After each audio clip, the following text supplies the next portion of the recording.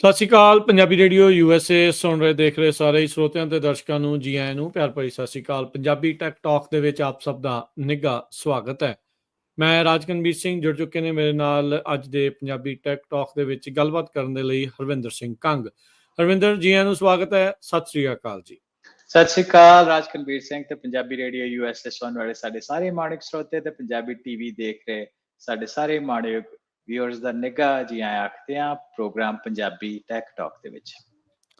Punjabi tech talk ਦੇ ਵਿੱਚ ਅਕਸਰ ਗੱਲਬਾਤ ਆਪਾਂ ਟੈਕਨੋਲੋਜੀ ਦੇ ਖੇਤਰ ਦੇ ਨਾਲ ਕਰਦੇ ਹਾਂ, ਕੀ ਕੁਛ ਚੱਲ ਰਿਹਾ, ਕੀ ਕੁਛ ਹੋ ਰਿਹਾ, ਕਿਵੇਂ ਜਿਹੜਾ ਤਕਨੀਕ ਜਿਹੜੀ ਆ ਉਹ ਬਦਲ ਰਹੀ ਆ ਤੇ ਉਸ ਬਦਲਦੀ ਤਕਨੀਕ ਦੇ ਨਾਲ ਬਦਲਦੀ ਦੁਨੀਆ ਦੇ ਨਾਲ ਤੁਹਾਨੂੰ ਜਿਹੜਾ ਅਸੀਂ ਸੁਚੇਤ ਰੱਖਣ ਦੀ ਜਿਹੜੀ ਉਹ ਕੋਸ਼ਿਸ਼ ਕਰਦੇ ਰਹਿੰਦੇ ਹਾਂ। ਹਰ ਸੋਮਵਾਰ ਨੂੰ ਇਹ ਜਿਹੜਾ ਪ੍ਰੋਗਰਾਮ ਤੁਹਾਡੇ ਲਈ ਪੇਸ਼ ਕੀਤਾ ਜਾਂਦਾ ਆ 3 ਤੋਂ 4 ਵਜੇ ਤੱਕ ਕੈਲੀਫੋਰਨੀਆ ਟਾਈਮ ਦੇ ਨਾਲ, ਤੇ ਤੁਸੀਂ ਇਸ ਪ੍ਰੋਗਰਾਮ ਨੂੰ YouTube ਅਤੇ Facebook ਦੇ ਉੱਤੇ ਪੰਜਾਬੀ ਰੇਡੀਓ USA ਤੇ ਪੰਜਾਬੀ ਟੀਵੀ USA ਦੇ ਜਿਹੜੇ ਸੋਸ਼ਲ ਮੀਡੀਆ ਪੇਜਿਸ ਦੇ ਉੱਤੇ ਦੇਖ ਸੁਣ ਸਕਦੇ ਹੈਗੇ ਆ। ਹੁਣੇ ਅਮਰੀਕਾ ਦੇ ਵਿੱਚ ਇਲੈਕਸ਼ਨਸ ਹੋ ਕੇ ਹਟੀਆਂ ਆ। ਇਲੈਕਸ਼ਨ ਦੀ ਜਿਹੜੀ ਆ ਵੋਟਿੰਗ ਦੀ ਜਿਹੜੀ ਟੈਕਨੋਲੋਜੀ ਆ ਉਸ ਉੱਤੇ ਜਿਹੜੀ ਉਹ ਆਪਾਂ ਚਰਚਾ ਜਿਹੜੀ ਉਹ ਅੱਜ ਦੇ ਪ੍ਰੋਗਰਾਮ ਦੇ ਵਿੱਚ ਕਰਾਂਗੇ। EVM ਦਾ ਰੌਲਾ ਆਪਾਂ ਸੁਣਦੇ ਰਹਿੰਦੇ ਹਾਂ, ਉੱਥੇ ਵੀ ਉਹਨਾਂ ਨੇ ਆਹ ਕਰਤਾ ਉਹ ਕਰਤਾ, ਇੱਦਾਂ ਕਰ ਸਕਦੇ ਹਾਂ ਉੱਦਾਂ ਕਰ ਸਕਦੇ ਹਾਂ। ਕਿਹੜੀਆਂ ਮਸ਼ੀਨਸ ਹੁੰਦੀਆਂ, ਕਿਹੜੀ ਟੈਕਨੋਲੋਜੀ ਵਰਤਦੇ ਆ, ਕਿਵੇਂ ਇਹ ਸਾਰਾ ਕੁਛ ਹੋਇਆ, 2020 ਦੇ ਵਿੱਚ ਕਿੱਦਾਂ ਦੇਰੀ ਹੋਈ ਸੀ ਤੇ ਹੁਣ ਉਹਨਾਂ ਨੇ ਕੀ ਜਿਹੜੀਆਂ ਚੇਂਜਿਸ ਲਿਆਂਦੀਆਂ। ਸੋ ਉਹਦੇ ਬਾਰੇ ਜਿਹੜੀ ਅੱਜ ਆਪਾਂ ਇੱਕ ਵੋਟਿੰਗ ਟੈਕਨੋਲੋਜੀ ਆ ਉਸ ਦੇ ਬਾਰੇ ਜਿਹੜੀ ਚਰਚਾ ਕਰਾਂਗੇ। ਸੋ ਹਰਵਿੰਦਰ, ਆਪਾਂ ਇਸ ਦੀ ਐਵੋਲਿਊਸ਼ਨ ਦੇ ਉੱਤੇ ਸ਼ੁਰੂ ਕਰਦੇ ਹਾਂ। ਸ਼ੁਰੂਆਤੀ ਦੌਰ 'ਚ ਕਿੱਦਾਂ ਦੇ ਮੈਥਡ ਸੀਗੇ ਵੋਟਿੰਗ ਦੇ ਤੇ ਇਸ ਮੌਕੇ ਕੀ ਚੱਲ ਰਿਹਾ ਤੇ ਗਾਂ ਭਵਿੱਖ ਦੇ ਵਿੱਚ ਕੀ ਇਸ ਦੇ ਵਿੱਚ ਹੋ ਸਕਦਾ ਆ। ਸੋ ਜੇ ਸ਼ੁਰੂਆਤ ਇਹੀ ਕਰੀਏ ਐਵੋਲਿਊਸ਼ਨ ਵੋਟਿੰਗ ਟੈਕਨੋਲੋਜੀ ਦੀ।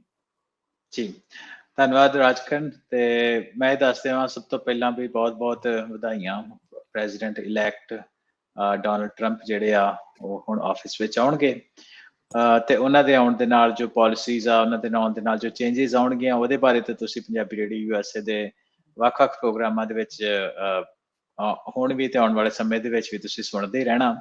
ਪਰ ਮੈਂ ਦੱਸ ਜਾਵਾਂ ਕਿ ਅੱਜ ਦੀ ਜਿਹੜੀ ਗੱਲਬਾਤ ਆਪਣੀ ਕਰਨ ਦਾ ਜਿਹੜਾ ਪਿੱਛੇ ਰੂਟ ਕਾਜ਼ ਸੀ, ਰੀਜ਼ਨ ਸੀ, ਉਹ ਇਹ ਆ ਕਿ ਆਪਾਂ ਜਿੱਥੇ ਅੱਜ ਬੈਠੇ ਹਾਂ ਇਹ ਕਿੱਥੋਂ ਸ਼ੁਰੂ ਹੋਇਆ ਇਹਨੂੰ ਜਾਣਨ ਦੇ ਲਈ।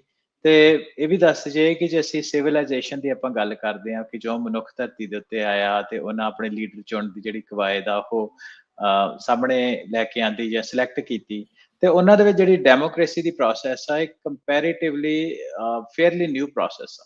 ਕਹਿਣ ਦਾ ਮਤਲਬ ਕਿ ਚਲੋ ਕੁਝ 100 ਸਾਲ ਪੁਰਾਣੀ ਹੀ ਆ, ਬਹੁਤ ਜ਼ਿਆਦਾ ਪੁਰਾਣੀ ਨਹੀਂ ਹੈਗੀ। ਤੇ ਉਹਦੇ ਵਿੱਚ ਵੀ over the period of time ਕਈ ਤਰ੍ਹਾਂ ਦੇ ਚੇਂਜਿਸ ਆਉਂਦੇ ਕਿ ਕੌਣ ਵੋਟ ਪਾ ਸਕਦਾ ਕੌਣ ਨਹੀਂ। ਜਿਹੜੇ ਸਾਡੇ ਪੁਰਾਣੇ ਬੰਦੇ ਆ ਹੈ ਨਾ 70s ਵਾਲੇ ਹੋਣਗੇ ਜਿਹੜੇ ਜਦੋਂ ਬ੍ਰਿਟਿਸ਼ ਦਾ ਰੂਲ ਹੁੰਦਾ ਸੀ ਇੰਡੀਆ ਦੇ ਵਿੱਚ, ਉਹਨਾਂ ਨੂੰ ਪਤਾ ਹੋਊਗਾ ਕਿ ਪਹਿਲਿਆਂ ਟਾਈਮ ਦੇ ਉੱਤੇ ਵੋਟਿੰਗ ਦੀ ਜਿਹੜੀ ਕਰਨ ਦਾ ਤਰੀਕਾ ਥੋੜਾ ਡਿਫਰੈਂਟ ਹੁੰਦਾ ਸੀ, ਹੈ ਨਾ, ਕੌਣ ਵੋਟ ਪਾ ਸਕਦਾ, ਕਿਹਦੀ ਵੋਟ ਦੀ ਵੇਟੇਜ ਵਗੈਰਾ ਵਗੈਰਾ। ਉਹ ਇੱਕ ਵੱਖਰੀ ਪ੍ਰੋਸੈਸ ਆ। ਫਿਰ ਜਦੋਂ ਬੀਬੀਆਂ ਨੂੰ ਵੋਟ ਦਾ ਰਾਈਟ ਮਿਲਦਾ ਅਮਰੀਕਾ ਦੇ ਵਿੱਚ, ਹੈ ਨਾ, ਤੇ ਉਹ ਇੱਕ ਵੱਖਰੀ ਗੱਲ ਆ। ਪਰ ਜਿਹੜੀ ਅੱਜ ਆਪਾਂ ਗੱਲ ਕਰਨੀ ਆ, ਕਿਉਂਕਿ ਸਾਡਾ ਪ੍ਰੋਗਰਾਮ ਟੈਕ ਦਾ ਵਾ, ਅਸੀਂ ਬਿਲਕੁਲ ਟੈਕਨੀਕਲ ਐਸਪੈਕਟ ਤੇ ਆਪਾਂ ਇਹਦੀ ਗੱਲ ਕਰਾਂਗੇ ਕਿ ਜਿਹੜੇ ਜਦੋਂ ਵੀ ਡੈਮੋਕ੍ਰੇਸੀ ਦਾ ਜਿਹੜਾ ਪ੍ਰੋਸੈਸ ਆ ਸ਼ੁਰੂ ਹੁੰਦਾ ਤੇ ਉਹਦੇ ਵਿੱਚ ਇੱਕ ਪ੍ਰਾਇਮਰੀ ਚੀਜ਼ ਹੁੰਦੀ ਕਿ ਹਰ ਇੱਕ ਬੰਦੇ ਨੂੰ ਆਪਣੇ ਲੀਡਰ ਚੁਣਨ ਦਾ ਅਧਿਕਾਰ ਆ। ਡਜ਼ ਨਾਟ ਮੈਟਰ ਉਹ ਕੌਣ ਆ, ਉਹਦੇ ਕੋਲ ਕਿੰਨੀ ਪ੍ਰਾਪਰਟੀ ਆ ਜਾਂ ਪੈਸੇ ਆ, ਜਾਂ ਉਹਦੇ ਕੋਲ ਘੱਟ ਪੈਸੇ ਆ ਜਾਂ ਜੇ ਉਹਦੇ ਕੋਲ ਨਹੀਂ ਹੈਗੇ, ਉਹਦਾ ਸੋਸ਼ਲ ਸਟੇਟਸ ਕੀ ਆ, ਹੈ ਨਾ, ਉਹ ਕਿਹੜੇ ਰੰਗ ਨਸਲ ਦਾ ਵਾ, ਉਹ ਮੈਟਰ ਨਹੀਂ ਕਰਦਾ। ਹਰ ਇੱਕ ਬੰਦੇ ਕੋਲ ਆਪਣੀ ਵੋਟ ਦਾ ਅਧਿਕਾਰ ਆ ਜਿਹਦੇ ਨਾਲ ਉਹ ਆਪਣੇ ਲੀਡਰਸ ਚੁਣ ਸਕਦਾ। ਸੋ ਇਹ ਡੈਮੋਕ੍ਰੈਟਿਕ ਸੁਸਾਇਟੀ ਦਾ ਜਿਹੜਾ ਇੱਕ ਬੇਸਿਕ ਪ੍ਰੋਸੈਸ ਹੈਗਾ, ਬੇਸਿਕ ਇੱਕ ਤਰੀਕਾ ਕਿ ਗਵਰਨੈਂਸ ਦੇ ਵਿੱਚ ਆਮ ਬੰਦੇ ਦੀ ਆਵਾਜ਼ ਹੋਵੇ। ਹੁਣ ਜਦੋਂ ਆਮ ਬੰਦੇ ਦੀ ਆਵਾਜ਼ ਹੋਵੇ ਤੇ ਲਿਟਰਲੀ ਜਿਹੜੀ ਰਾਜਕਨ ਜਿਹੜੀ ਸਭ ਤੋਂ ਪਹਿਲਾਂ ਅਰਲੀ ਮੈਥਡ ਦੀ ਗੱਲ ਕਰਦੇ ਆ ਤੇ ਉਹ ਆਵਾਜ਼ ਤੋਂ ਹੀ ਸ਼ੁਰੂ ਹੁੰਦਾ। ਸੋ ਸਭ ਤੋਂ ਪਹਿਲਾਂ ਜਦੋਂ ਡੈਮੋਕ੍ਰੇਸੀ ਆਉਂਦੀ ਆ ਤੇ ਜਿਹੜੀ ਪਹਿਲੀ ਟੈਕਨੋਲੋਜੀ ਤੋਂ ਵੀ ਪਹਿਲਾਂ ਜਿਹੜਾ ਪ੍ਰੋਸੈਸ ਹੁੰਦਾ ਸੀ ਉਹ ਹੁੰਦਾ ਹੈ ਆਵਾਜ਼ ਦਾ। ਜਦੋਂ ਗਰੁੱਪ ਇੱਕ ਬੈਠਾ ਹੋਣਾ ਤੇ ਉਹਨੇ ਕਹਿਣਾ ਹਾਂ ਵੀ ਵੋਟਾਂ ਪਾਓ, ਤੇ ਆਪਣੀ ਆਵਾਜ਼ ਦੇ ਨਾਲ ਇਹ ਨੇ ਜਿਹਨੂੰ ਕਹਿ ਲਓ, ਹੈ ਨਾ, ਉਹਦੇ ਇਕੁਇਵਲੈਂਟ ਹੁੰਦਾ। ਤੇ ਉਹਦੇ ਵਿੱਚ ਰਾਜਕਰਨ ਸਭ ਤੋਂ ਪਹਿਲਾਂ ਆਵਾਜ਼ ਦੇ ਨਾਲ ਜਿਹੜੀ ਆ ਵੋਟਿੰਗ ਹੁੰਦੀ ਸੀ। ਅਰਲੀ ਵੋਟਿੰਗ ਮੈਥਡ ਦੀ ਆਪਾਂ ਗੱਲ ਕਰਦੇ ਹਾਂ। ਪਰ ਆਬਵੀਅਸ ਰੀਜ਼ਨਸ ਦੇ ਕਰਕੇ, ਹੈ ਨਾ, ਵੀ ਜੇ ਤੁਸੀਂ ਪਬਲਿਕਲੀ ਵੋਟ ਕਰਦੇ ਹੋ ਤੇ ਜਿਹੜਾ ਡਰਾਵਾ ਧਮਕਾਉਣਾ ਕਿਸੇ ਨੂੰ, ਹੈ ਨਾ, ਉਹ ਚੀਜ਼ ਜਿਹੜੀ ਉਹ ਸਾਹਮਣੇ ਆਉਂਦੀ ਆ ਉਹਦੇ ਵਿੱਚ। ਸੋ ਉਹ ਜਿਹੜਾ ਇੱਕ ਵੱਡਾ ਇੱਕ ਚੈਲੰਜ ਸਾਰਿਆਂ ਸਾਹਮਣੇ ਆ ਗਿਆ ਸੀ ਕਿ ਤੁਸੀਂ ਧੱਕੇ ਨਾਲ ਕਰਕੇ ਜਾਂ ਕਿਸੇ ਨੂੰ ਪਿੱਛੋਂ ਡਰਾ ਧਮਕਾ ਕੇ ਡਰਾ ਧਮਕਾ ਕੇ ਜਾਂ ਲਾਲਚ ਦੇ ਕੇ ਹਨਾ ਰਿਸ਼ਵਤ ਦੇ ਕੇ ਤੁਸੀਂ ਆਪਣੇ ਹੱਕ ਦੇ ਵਿੱਚ ਵੋਟਾਂ ਪਵਾ ਲੈਂਦੇ ਹੋ। ਸੋ ਉਹਦੇ ਕਰਕੇ ਜਾਂ ਕਈ ਲੋਕੀ ਡਰਦੇ ਵੋਟ ਹੀ ਨਹੀਂ ਸੀ ਪਾਉਂਦੇ ਹਨਾ ਕਿ ਜੇ ਮੈਂ ਵੋਟ ਪਾਈ ਫਲਾਣੇ ਦੇ ਵਿਰੋਧ ਦੇ ਵਿੱਚ ਤੇ ਮੇਰਾ ਸ਼ਾਇਦ ਨੁਕਸਾਨ ਝੱਲਣਾ ਪਏ।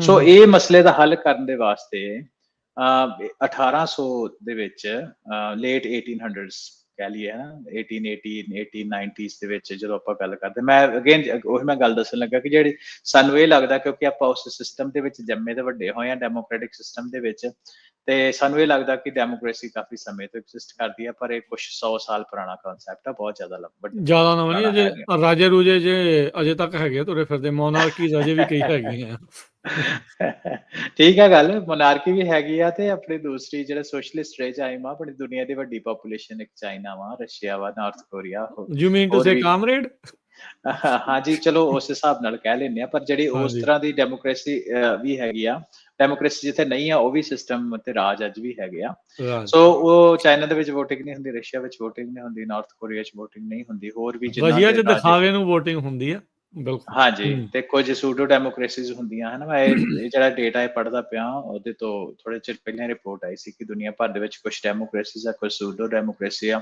ਉਹਨਾਂ ਵਿੱਚ ਜਿਹੜੀ ਵੱਡੀਆਂ ਕੰਟਰੀਜ਼ ਉਹ ਇੰਡੀਆ ਤੇ ਇਟਲੀ ਦਾ ਨਾਮ ਹੁੰਦਾ ਸੀ ਕਿ ਉਹ ਪਰਫੈਕਟਲੀ ਡੈਮੋਕ੍ਰੈਟਿਕ ਨਹੀਂ ਆ ਪਰ ਸੂਡੋ ਡੈਮੋਕ੍ਰੈਟਿਕ ਉਹਨਾਂ ਨੂੰ ਤਰੀਕੇ ਦੇ ਨਾਲ ਕਹਿ ਸਕਦੇ ਆ ਜਾਂ ਪਾਰਸ਼ਲ ਡੈਮੋਕ੍ਰੈਟਿਕ ਹੈ ਨਾ ਸੋ ਇਹ ਸਾਰੇ ਸਿਧਾਂਤ ਦੇ ਵਿੱਚ ਆਵਾਜ਼ ਤੋਂ ਬਾਅਦ ਜਦੋਂ ਗੱਲ ਆਉਂਦੀ ਤੇ 1880s ਦੇ ਵਿੱਚ ਰਾਜਕਰਨ ਜਿਹੜਾ ਬੈਲਟ ਪੇਪਰ ਆ ਉਹ ਜਿਹੜਾ ਉਹ ਪਪੂਲਰ ਹੁੰਦਾ ਜਦ ਕਿ ਭਾਵੇਂ ਜਿਹੜੀ ਕਾਰਡ ਆ ਵਿਕਟੋਰੀਆ ਆਸਟ੍ਰੇਲੀਆ ਦੇ ਵਿੱਚ 1856 ਦੇ ਵਿੱਚ ਹੋ ਗਈ ਸੀ ਅੱਛਾ ਜੀ ਠੀਕ ਹੈ ਪਹਿਲੀ ਵਾਰ ਹੈ ਨਾ ਪਰ ਇਹ ਜਿਹੜਾ ਪਪੂਲਰ ਹੁੰਦਾ ਵਾ 1880s 1890 ਦੇ ਵਿੱਚ ਹੁੰਦਾ ਇਹਨੂੰ ਥੋੜਾ ਜਿਹਾ ਜ਼ਿਆਦਾ ਸਿਕਿਉਰ ਮੰਨਿਆ ਜਾਂਦਾ ਹੈ ਨਾ ਕਿਉਂਕਿ ਤੁਹਾਡੀ ਮਰਜ਼ੀ ਦੇ ਨਾਲ ਹੈ ਨਾ ਪਰਦੇ ਦੇ ਵਿੱਚ ਤੁਸੀਂ ਬੈਲਟ ਪੇਪਰ ਯੂਜ਼ ਕੀਤਾ ਤੇ ਉਹਨੂੰ ਤੁਸੀਂ ਵੋਟ ਪਾ ਲਈ ਆਪਣੇ ਪਰ ਇਨੀਸ਼ੀਅਲ ਦਿਨਾਂ ਦੇ ਵਿੱਚ ਰਾਜਕਰਨ ਉਹਦੇ ਵਿੱਚ ਵੀ ਕੁਝ ਸਮੱਸਿਆਵਾਂ ਆਫ ਕੋਰਸ ਜਦੋਂ ਕੋਈ ਟੈਕਨੋਲੋਜੀ ਆਪਾਂ ਅੱਗੇ ਲੈ ਕੇ ਆਉਂਦੇ ਉਹਦੇ ਨਾਲ ਸਮੱਸਿਆਵਾਂ ਕੁਝ ਆਉਂਦੀਆਂ ਵਾ ਸੋ ਉਹਦੇ ਵਿੱਚ ਪਛਾਣ ਹੋਵੇ ਹੈ ਨਾ ਜਾਂ ਕਈ ਵਾਰ ਤੁਸੀਂ ਜ਼ਿਆਦਾ ਬੰਦੇ ਨੂੰ ਜ਼ਿਆਦਾ ਜਾਣੇ ਨੂੰ ਵੋਟ ਪਾ ਦਿੰਦੇ ਕੋਈ ਉੱਤੇ ਮਾਰਕ ਕਰ ਦਿੰਦਾ ਕੋਈ ਉੱਤੇ ਕਾਂਟਾ ਮਾਰ ਦਿੰਦਾ ਹੈ ਨਾ ਸੋ ਇਦਾਂ ਦੀ ਡਿਸਕ੍ਰਿਪੈਂਸੀਜ਼ ਜਿਹੀਆਂ ਹੁੰਦੀਆਂ ਰਹੀਆਂ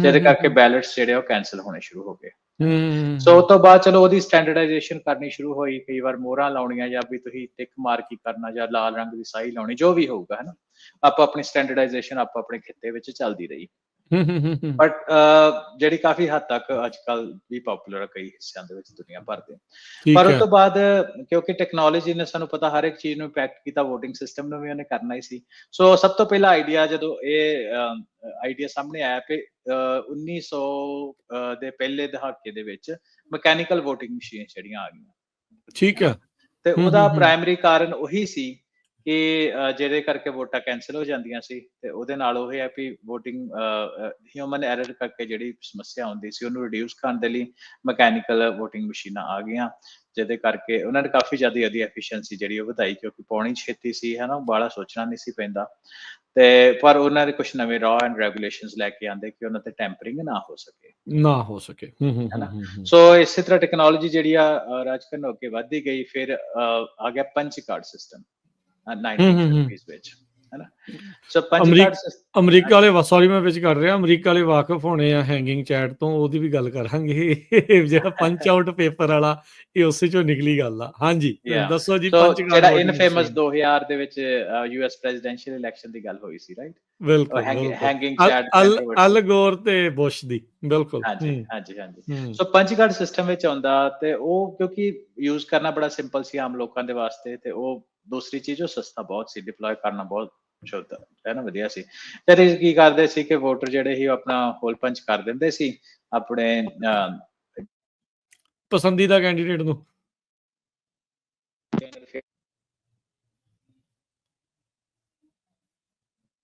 ਤੇ ਉਹਦੇ ਨਾਲ ਜਿਹੜੀ ਕਿ ਮਸ਼ੀਨਾਂ ਨੂੰ ਕਾਊਂਟ ਕਰ ਦਿੰਦੀਆਂ ਸੀ ਪੰਚਿੰਗ ਸਿਸਟਮ ਪਰ ਤਾਂ ਜਦੋਂ ਤੁਸੀਂ ਗੱਲ ਕੀਤੀ ਕਿ US ਪ੍ਰੈਜ਼ੀਡੈਂਸ਼ੀਅਲ ਇਲੈਕਸ਼ਨ 2000 ਦੇ ਵਿੱਚ ਆਏ ਉਹਨੂੰ ਹੈਂਗਿੰਗ ਚੈਡ ਕੰਟਰੋਵਰਸੀ ਦਾ ਨਾਮ ਦਿੱਤਾ ਜਾਂਦਾ ਜਿਹਦੇ ਵਿੱਚ ਕੀ ਸੀ ਰਾਜਕਰਨ ਕੇ ਜਿਹੜੀ ਐਂਬੀਗਸ VOTING ਕਾਫੀ ਇਦਾਂ ਹੈਗੀ ਸੀ ਵੀ ਜਿਹੜੇ ਪੰਚ ਤਾਂ ਕਰ ਦਿੱਤੇ ਪਰ ਚੰਗੀ ਤਰ੍ਹਾਂ ਪੰਚ ਨਹੀਂ ਸੀ ਹੈਨਾ, ਹੈਂਗ ਤੇ ਕਰਦੇ ਰਹਿ ਗਏ, ਪੂਰੀ ਤਰ੍ਹਾਂ ਪੰਚ ਆਊਟ ਨਹੀਂ ਹੋਏ। ਪੰਚ ਆਊਟ ਨਹੀਂ ਹੋਏ, ਹੈਨਾ। ਤੇ ਉਹਦੇ ਵਿੱਚ ਫਿਰ ਉਹ ਕਹਿੰਦੇ ਵੀ ਨਹੀਂ ਯਾਰ ਇਹ ਥੋੜੀ ਗੜਬੜ ਹੋ ਗਈ, ਆਪਾਂ ਨੂੰ ਹੋਰ ਕਲੀਅਰ ਸਟੈਂਡਰਡ ਤੇ ਰਿਲਾਇਬਲ ਜਿਹੜੀ ਟੈਕਨੋਲੋਜੀ ਉਹ ਮਤਲਬ ਚਾਹੀਦੀ। ਉਦਾਂ ਕਲੀਅਰ ਸੀ ਬੰਦਾ ਵੋਟ ਕਿਹਨੂੰ ਪਾਉਣਾ ਚਾਹੁੰਦਾ, ਕਿਉਂਕਿ ਨਾਲੋਂ ਲੱਥਾ ਨਹੀਂ ਸੀ, ਇਸ ਲਈ ਉਹ ਵੋਟ ਨਹੀਂ ਕਾਊਂਟ ਕੀਤੀਆਂ ਗਈਆਂ। ਵੋਟਾਂ ਕਾਊਂਟ ਨਹੀਂ ਹੋਈਆਂ, ਹੂੰ ਹੈਨਾ। ਹੂੰ ਸੋ ਇਹ ਪੰਚ ਕਾਰਡ ਸਿਸਟਮ ਜਿਹੜਾ ਇਹਨੇ ਆਪਣੀ ਵਲਨਰੇਬਿਲਿਟੀ ਜਿਹੜੀ ਆ ਘਾਟ ਜਿਹੜੀ ਉਹ ਦੱਸ ਦਿੱਤੀ। ਫਿਰ ਇਹ ਉਸ ਤੋਂ ਬਾਅਦ 1960 ਦੇ ਦਹਾਕੇ 'ਚ ਆਈਆਂ ਸੀਗੀਆਂ ਤੇ 2000 ਦੇ ਵਿੱਚ ਜਾ ਕੇ ਮੈਨੂੰ ਲੱਗਦਾ ਫਿਰ ਇਹ ਕੰਟਰੋਵਰਸੀ ਤੋਂ ਬਾਅਦ 'ਚ ਇਹਨਾਂ ਦਾ ਕਹਿ ਲਓ ਵੀ ਸਮਾਪਤੀ ਹੋਈ, ਫਿਰ ਇਹ ਤੋਂ ਅੱਗੇ ਜਿਹੜਾ ਆਪਾਂ ਵਧੇ ਹਾਂ ਜੀ। ਹਾਂਜੀ, ਸੋ ਉਸ ਤੋਂ ਬਾਅਦ ਕਹਿੰਦੇ ਕਿ ਜੋ ਹੁਣ ਪੰਚ ਕਾਰਡ ਸਿਸਟਮ ਤੋਂ ਬਾਅਦ ਆਪਾਂ ਕਿਉਂਕਿ ਇਹ ਠੀਕ ਨਹੀਂ ਆ ਜਾਂ ਆਪਾਂ ਨੂੰ ਸਹੀ ਅਨਰਿਲਾਇਬਲ ਆ, ਦਿੰਦੀ, ਲੋਕਾਂ ਨੂੰ ਲੱਗਦਾ ਵੀ ਵੋਟ ਰਹਿ ਜਾਂਦੀ ਹੈ ਸਾਡੀ। ਹਾਂਜੀ, ਕਈ ਕੁਛ ਆ। ਸੋ ਉਹਦੇ ਵਿੱਚ ਫਿਰ OCR ਆਪਟੀਕਲ ਸਕੈਨਿੰਗ ਸਿਸਟਮ ਆ ਜਾਂਦੇ ਆ। ਠੀਕ ਆ, ਆਪਟੀਕਲ ਸਕੈਨਿੰਗ ਸਿਸਟਮ ਜਿਹੜੇ ਆ ਉਹ ਵਾਕਈ ਉਹਨਾਂ ਕਾਫੀ ਜ਼ਿਆਦਾ ਪਪੂਲੈਰਿਟੀ ਹੋਈ। ਤੇ ਉਹਦੇ ਵਿੱਚ ਕੀ ਹੁੰਦੇ ਸੀ ਕਿ ਜਿਹੜੇ ਵੋਟਰ ਆ ਉਹ ਆਪਣੇ ਬੈਲਟ ਪੇਪਰ ਫਿਲ ਆਊਟ ਕਰ ਦਿੰਦੇ ਸੀ, ਹੈਨਾ। ਜੋ ਇਸ ਮੌਕੇ ਕੈਲੀਫੋਰਨੀਆ ਦੇ ਲੋਕ ਉਦਾਂ ਹੀ ਕਰਦੇ ਆ। ਹਾਂਜੀ, ਤੇ ਉਹਦੇ ਵਿੱਚ ਕੀ ਹੁੰਦਾ ਕਿ ਜਿਹੜੇ ਆਪਟੀਕਲ ਮਾਰਕ ਹੁੰਦੇ ਆ ਨਾ, ਜਿਹਨੂੰ ਤੁਸੀਂ ਕਈ ਹਿੱਸਿਆਂ ਵਿੱਚ ਜ਼ਿਆਦਾਤਰ ਗੋਲ ਹੁੰਦੇ ਆ ਜਾਂ ਸਕੁਅਰ ਵੀ ਹੋ ਸਕਦੇ ਆ, ਤੇ ਉਹਦੇ ਵਿੱਚ ਤੁਸੀਂ ਉਹਨਾਂ ਨੂੰ ਮਾਰਕ ਕਰ ਦਿੰਦੇ ਹੋ ਤੇ ਆਪਟੀਕਲ ਮਸ਼ੀਨ ਜਿਹੜੀਆਂ ਰੈਕੋਗਨੀਸ਼ਨ ਮਸ਼ੀਨਸ ਹੁੰਦੀਆਂ ਵਾ ਉਹਦੇ ਨਾਲ ਉਹਨਾਂ ਦੀ ਤੁਸੀਂ ਗਿਣਤੀ ਕਰ ਲੈਂਦੇ ਆ। ਠੀਕ ਆ ਜੀ। ਤੇ ਇਹ ਜਿਹੜਾ ਇਹਦਾ ਸਿਸਟਮ ਹੁਣ ਕਿਉਂਕਿ AI ਦਾ ਟਾਈਮ ਆ, ਭਾਵੇਂ AI ਤੋਂ ਪਹਿਲਾਂ ਵੀ ਉਹਦੇ ਵਿੱਚ ਜਿਹੜੇ ਇੰਟਰਨਲ ਸੌਫਟਵੇਅਰ ਹੁੰਦੇ ਸੀ ਉਹਦੇ ਤੋਂ ਇਹ ਆਈਡੀਆ ਲੱਗ ਜਾਂਦਾ ਸੀ ਕਿ ਕਿਹਨਾਂ ਨੇ ਇਹਨੂੰ ਵੋਟ ਪਾਉਣੀ ਆ, ਕਿਹਨਾਂ ਨੇ ਇਹਨੂੰ ਵੋਟ ਪਾਈ ਆ। ਤੇ ਉਹਦੇ ਵਿੱਚ ਜਿਹੜੇ ਆ ਮਸ਼ੀਨ ਜਿਹੜੀ ਰੈਕੋਗਨਾਈਜ਼ ਉਹਨੂੰ ਐਨਾਲਾਈਜ਼ ਕਰਕੇ ਉਧਰਲੇ ਪਾਸੇ ਨੂੰ ਵੋਟ ਉਹਦੀ ਦੇ ਦਿੰਦੀ ਸੀ। ਠੀਕ ਹੈ ਜੀ। ਤੇ ਉਹਦੇ ਵਿੱਚ ਵੀ ਰਾਜਕਾਰਨ ਥੋੜਾ ਜਿਹਾ ਵਲਨਰੇਬਿਲਿਟੀ ਅੱਜ ਵੀ ਐਗਜ਼ਿਸਟ ਕਰਦੀ ਆ, ਹਨਾ, ਜਿਹਨੂੰ ਫਿਕਸ ਕਰਨ ਦੀ ਕੋਸ਼ਿਸ਼ ਕਰਦੇ ਆ। ਉਹ ਇਹ ਕਰਦੇ ਆ ਕਿ ਮੰਨ ਲਓ ਕਿ ਜਿਹੜੇ ਵੋਟ ਟੈਬੂਲੇਟਰ ਹੈਗੇ ਆ ਉਹਦੇ ਵਿੱਚ ਕੋਈ ਸਮੱਸਿਆ ਆ ਜਾਏ, ਸਕੈਨਿੰਗ ਜਿਹੜੇ ਆਪਰੇਟਸ ਦੇ ਵਿੱਚ ਕੋਈ ਪ੍ਰੋਬਲਮ।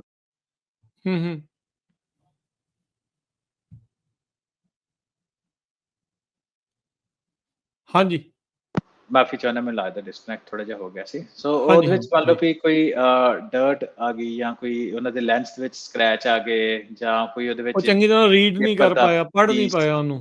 ਹਾਂ, ਕਿਸੇ ਕਾਰਨ ਕਰੇ ਪੇਪਰ ਦਾ ਕੋਈ ਪੀਸ ਰਹਿ ਗਿਆ, ਹਨਾ, ਤੇ ਜਾਂ ਕਰਕੇ ਇਮੇਜ ਕੋਈ ਗੜਬੜ ਹੋ ਗਈ, ਉਹਦੇ ਵਿੱਚ ਇਹ ਵਲਨਰੇਬਿਲਿਟੀ ਅੱਜ ਵੀ ਐਗਜ਼ਿਸਟ ਕਰਦੀ ਹੈ, ਹਨਾ, ਜਿੱਥੇ ਵੋਟਿੰਗ ਹੁੰਦੀ ਆ। ਸੋ ਹੁਣ ਇਹ ਕੁਝ ਸਮੱਸਿਆ ਵੇਦੀਆਂ ਹੈਗੀਆਂ।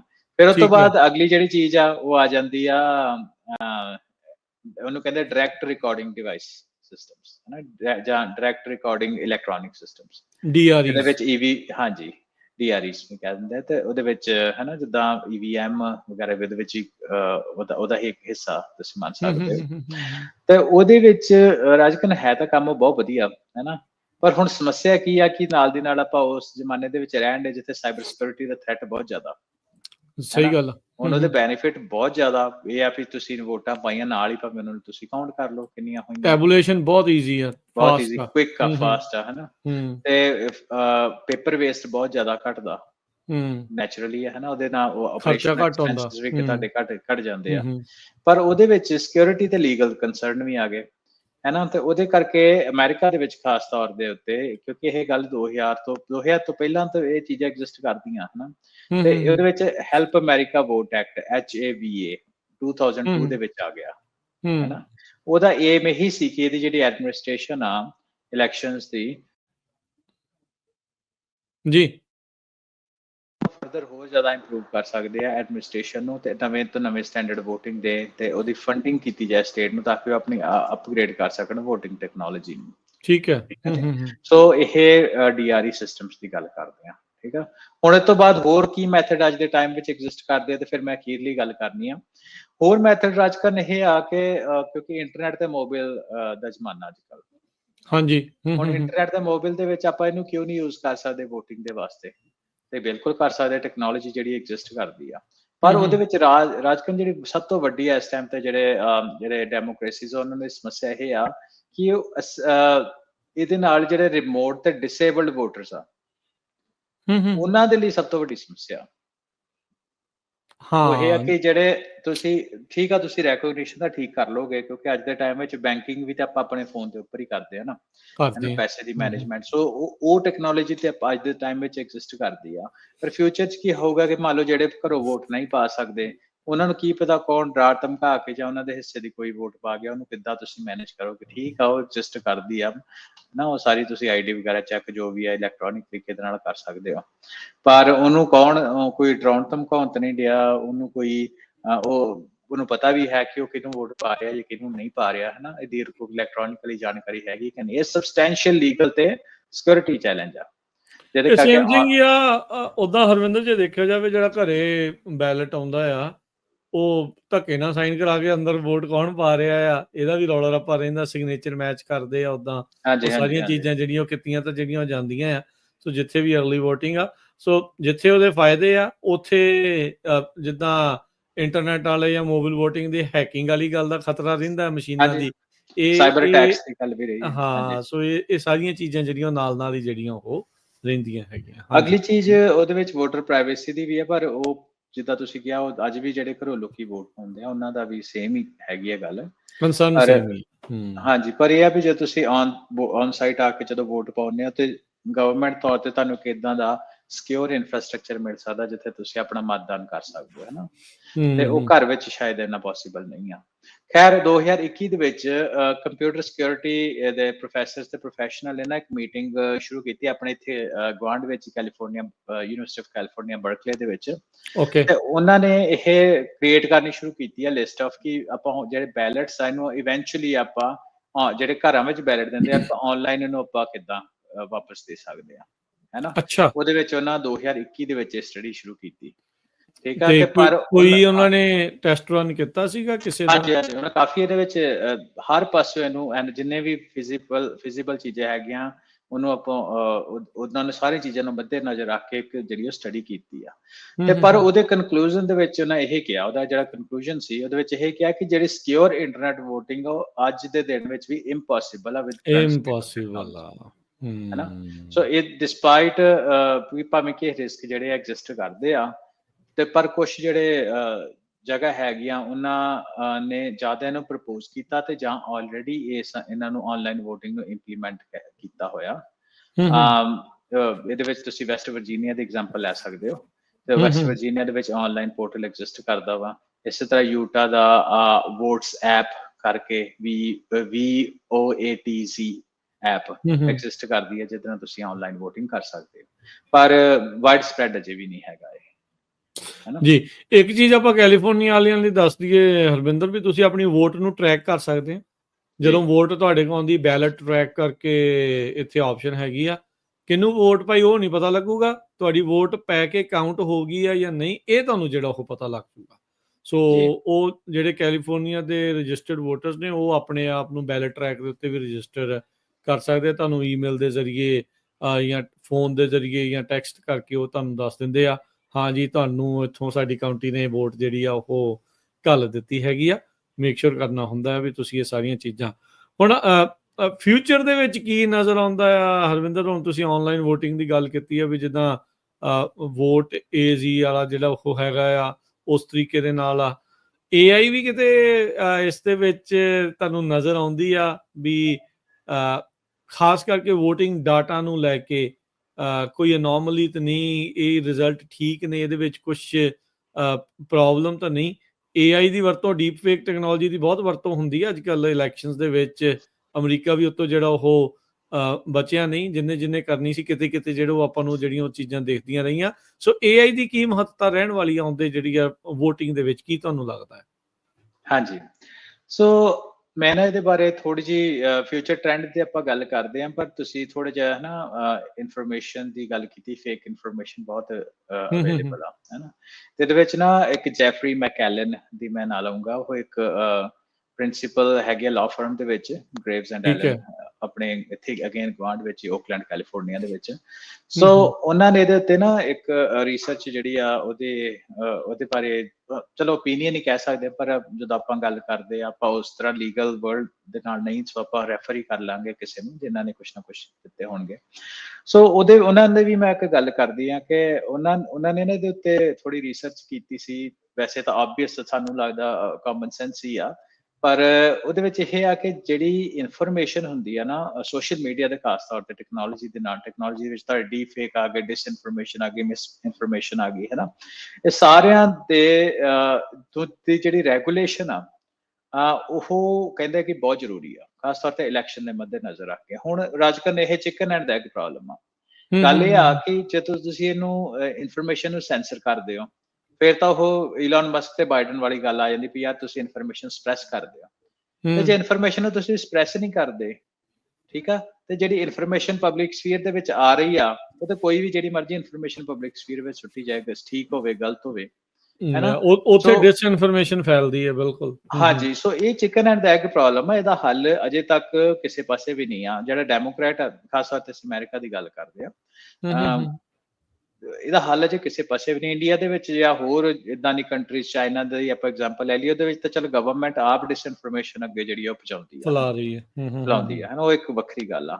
ਪਰ ਆਪਾਂ ਇਹਨਾਂ ਡੈਮੋਕ੍ਰੇਸੀਜ਼ ਦੀ ਗੱਲ ਕਰਦੇ ਕਿ ਜਿੱਥੇ ਅੱਜ ਦੇ ਸਮੇਂ ਦੇ ਵਿੱਚ ਵੀ ਜਿਹੜੀ ਇਨਫੋਰਮੇਸ਼ਨ ਆ ਉਸ ਹਿਸਾਬ ਦੇ ਨਾਲ ਗਵਰਨਮੈਂਟ ਸਪਾਂਸਰਡ ਨਹੀਂ ਆ, ਹੈ ਨਾ, ਭਾਵੇਂ ਕਿ ਉਹਨੂੰ ਇੱਕ ਡਿਫਰੈਂਟ ਆਪਣੇ ਪਰਸਪੈਕਟਿਵ ਇਸ ਚੀਜ਼ ਨੂੰ ਹੋ ਸਕਦੇ, ਪਰ ਮੋਟੇ ਤੌਰ ਦੇ ਉੱਤੇ, ਹੈ ਨਾ, ਮੈਂ ਇਹਨੂੰ ਇਸ ਤਰੀਕੇ ਦੇ ਨਾਲ ਸਮਝਦਾ। ਭਾਵੇਂ ਕਿ ਜਿਹੜੇ ਆਪਾਂ ਹੁਣ ਵਾਲੀ ਇਲੈਕਸ਼ਨ ਦੇ ਵਿੱਚ ਵੀ ਵੇਖਿਆ ਕਿ ਬਿਲੀਅਨਸ ਆਫ ਡਾਲਰ ਜਿਹੜੇ ਆ ਇਲੈਕਸ਼ਨ ਕੈਂਪੇਨਸ ਕੋਲ ਹੁੰਦੇ ਆ, ਹੈ ਨਾ, ਉਹਨਾਂ ਦੇ ਵੀ ਨਾਨ ਸਟੇਟ ਜਾਂ ਨਾਨ ਕੈਂਪੇਨ ਐਕਟਰ ਹੁੰਦੇ ਜਿਹੜੇ ਇਨਫੋਰਮੇਸ਼ਨ ਕਰਦੇ ਆ।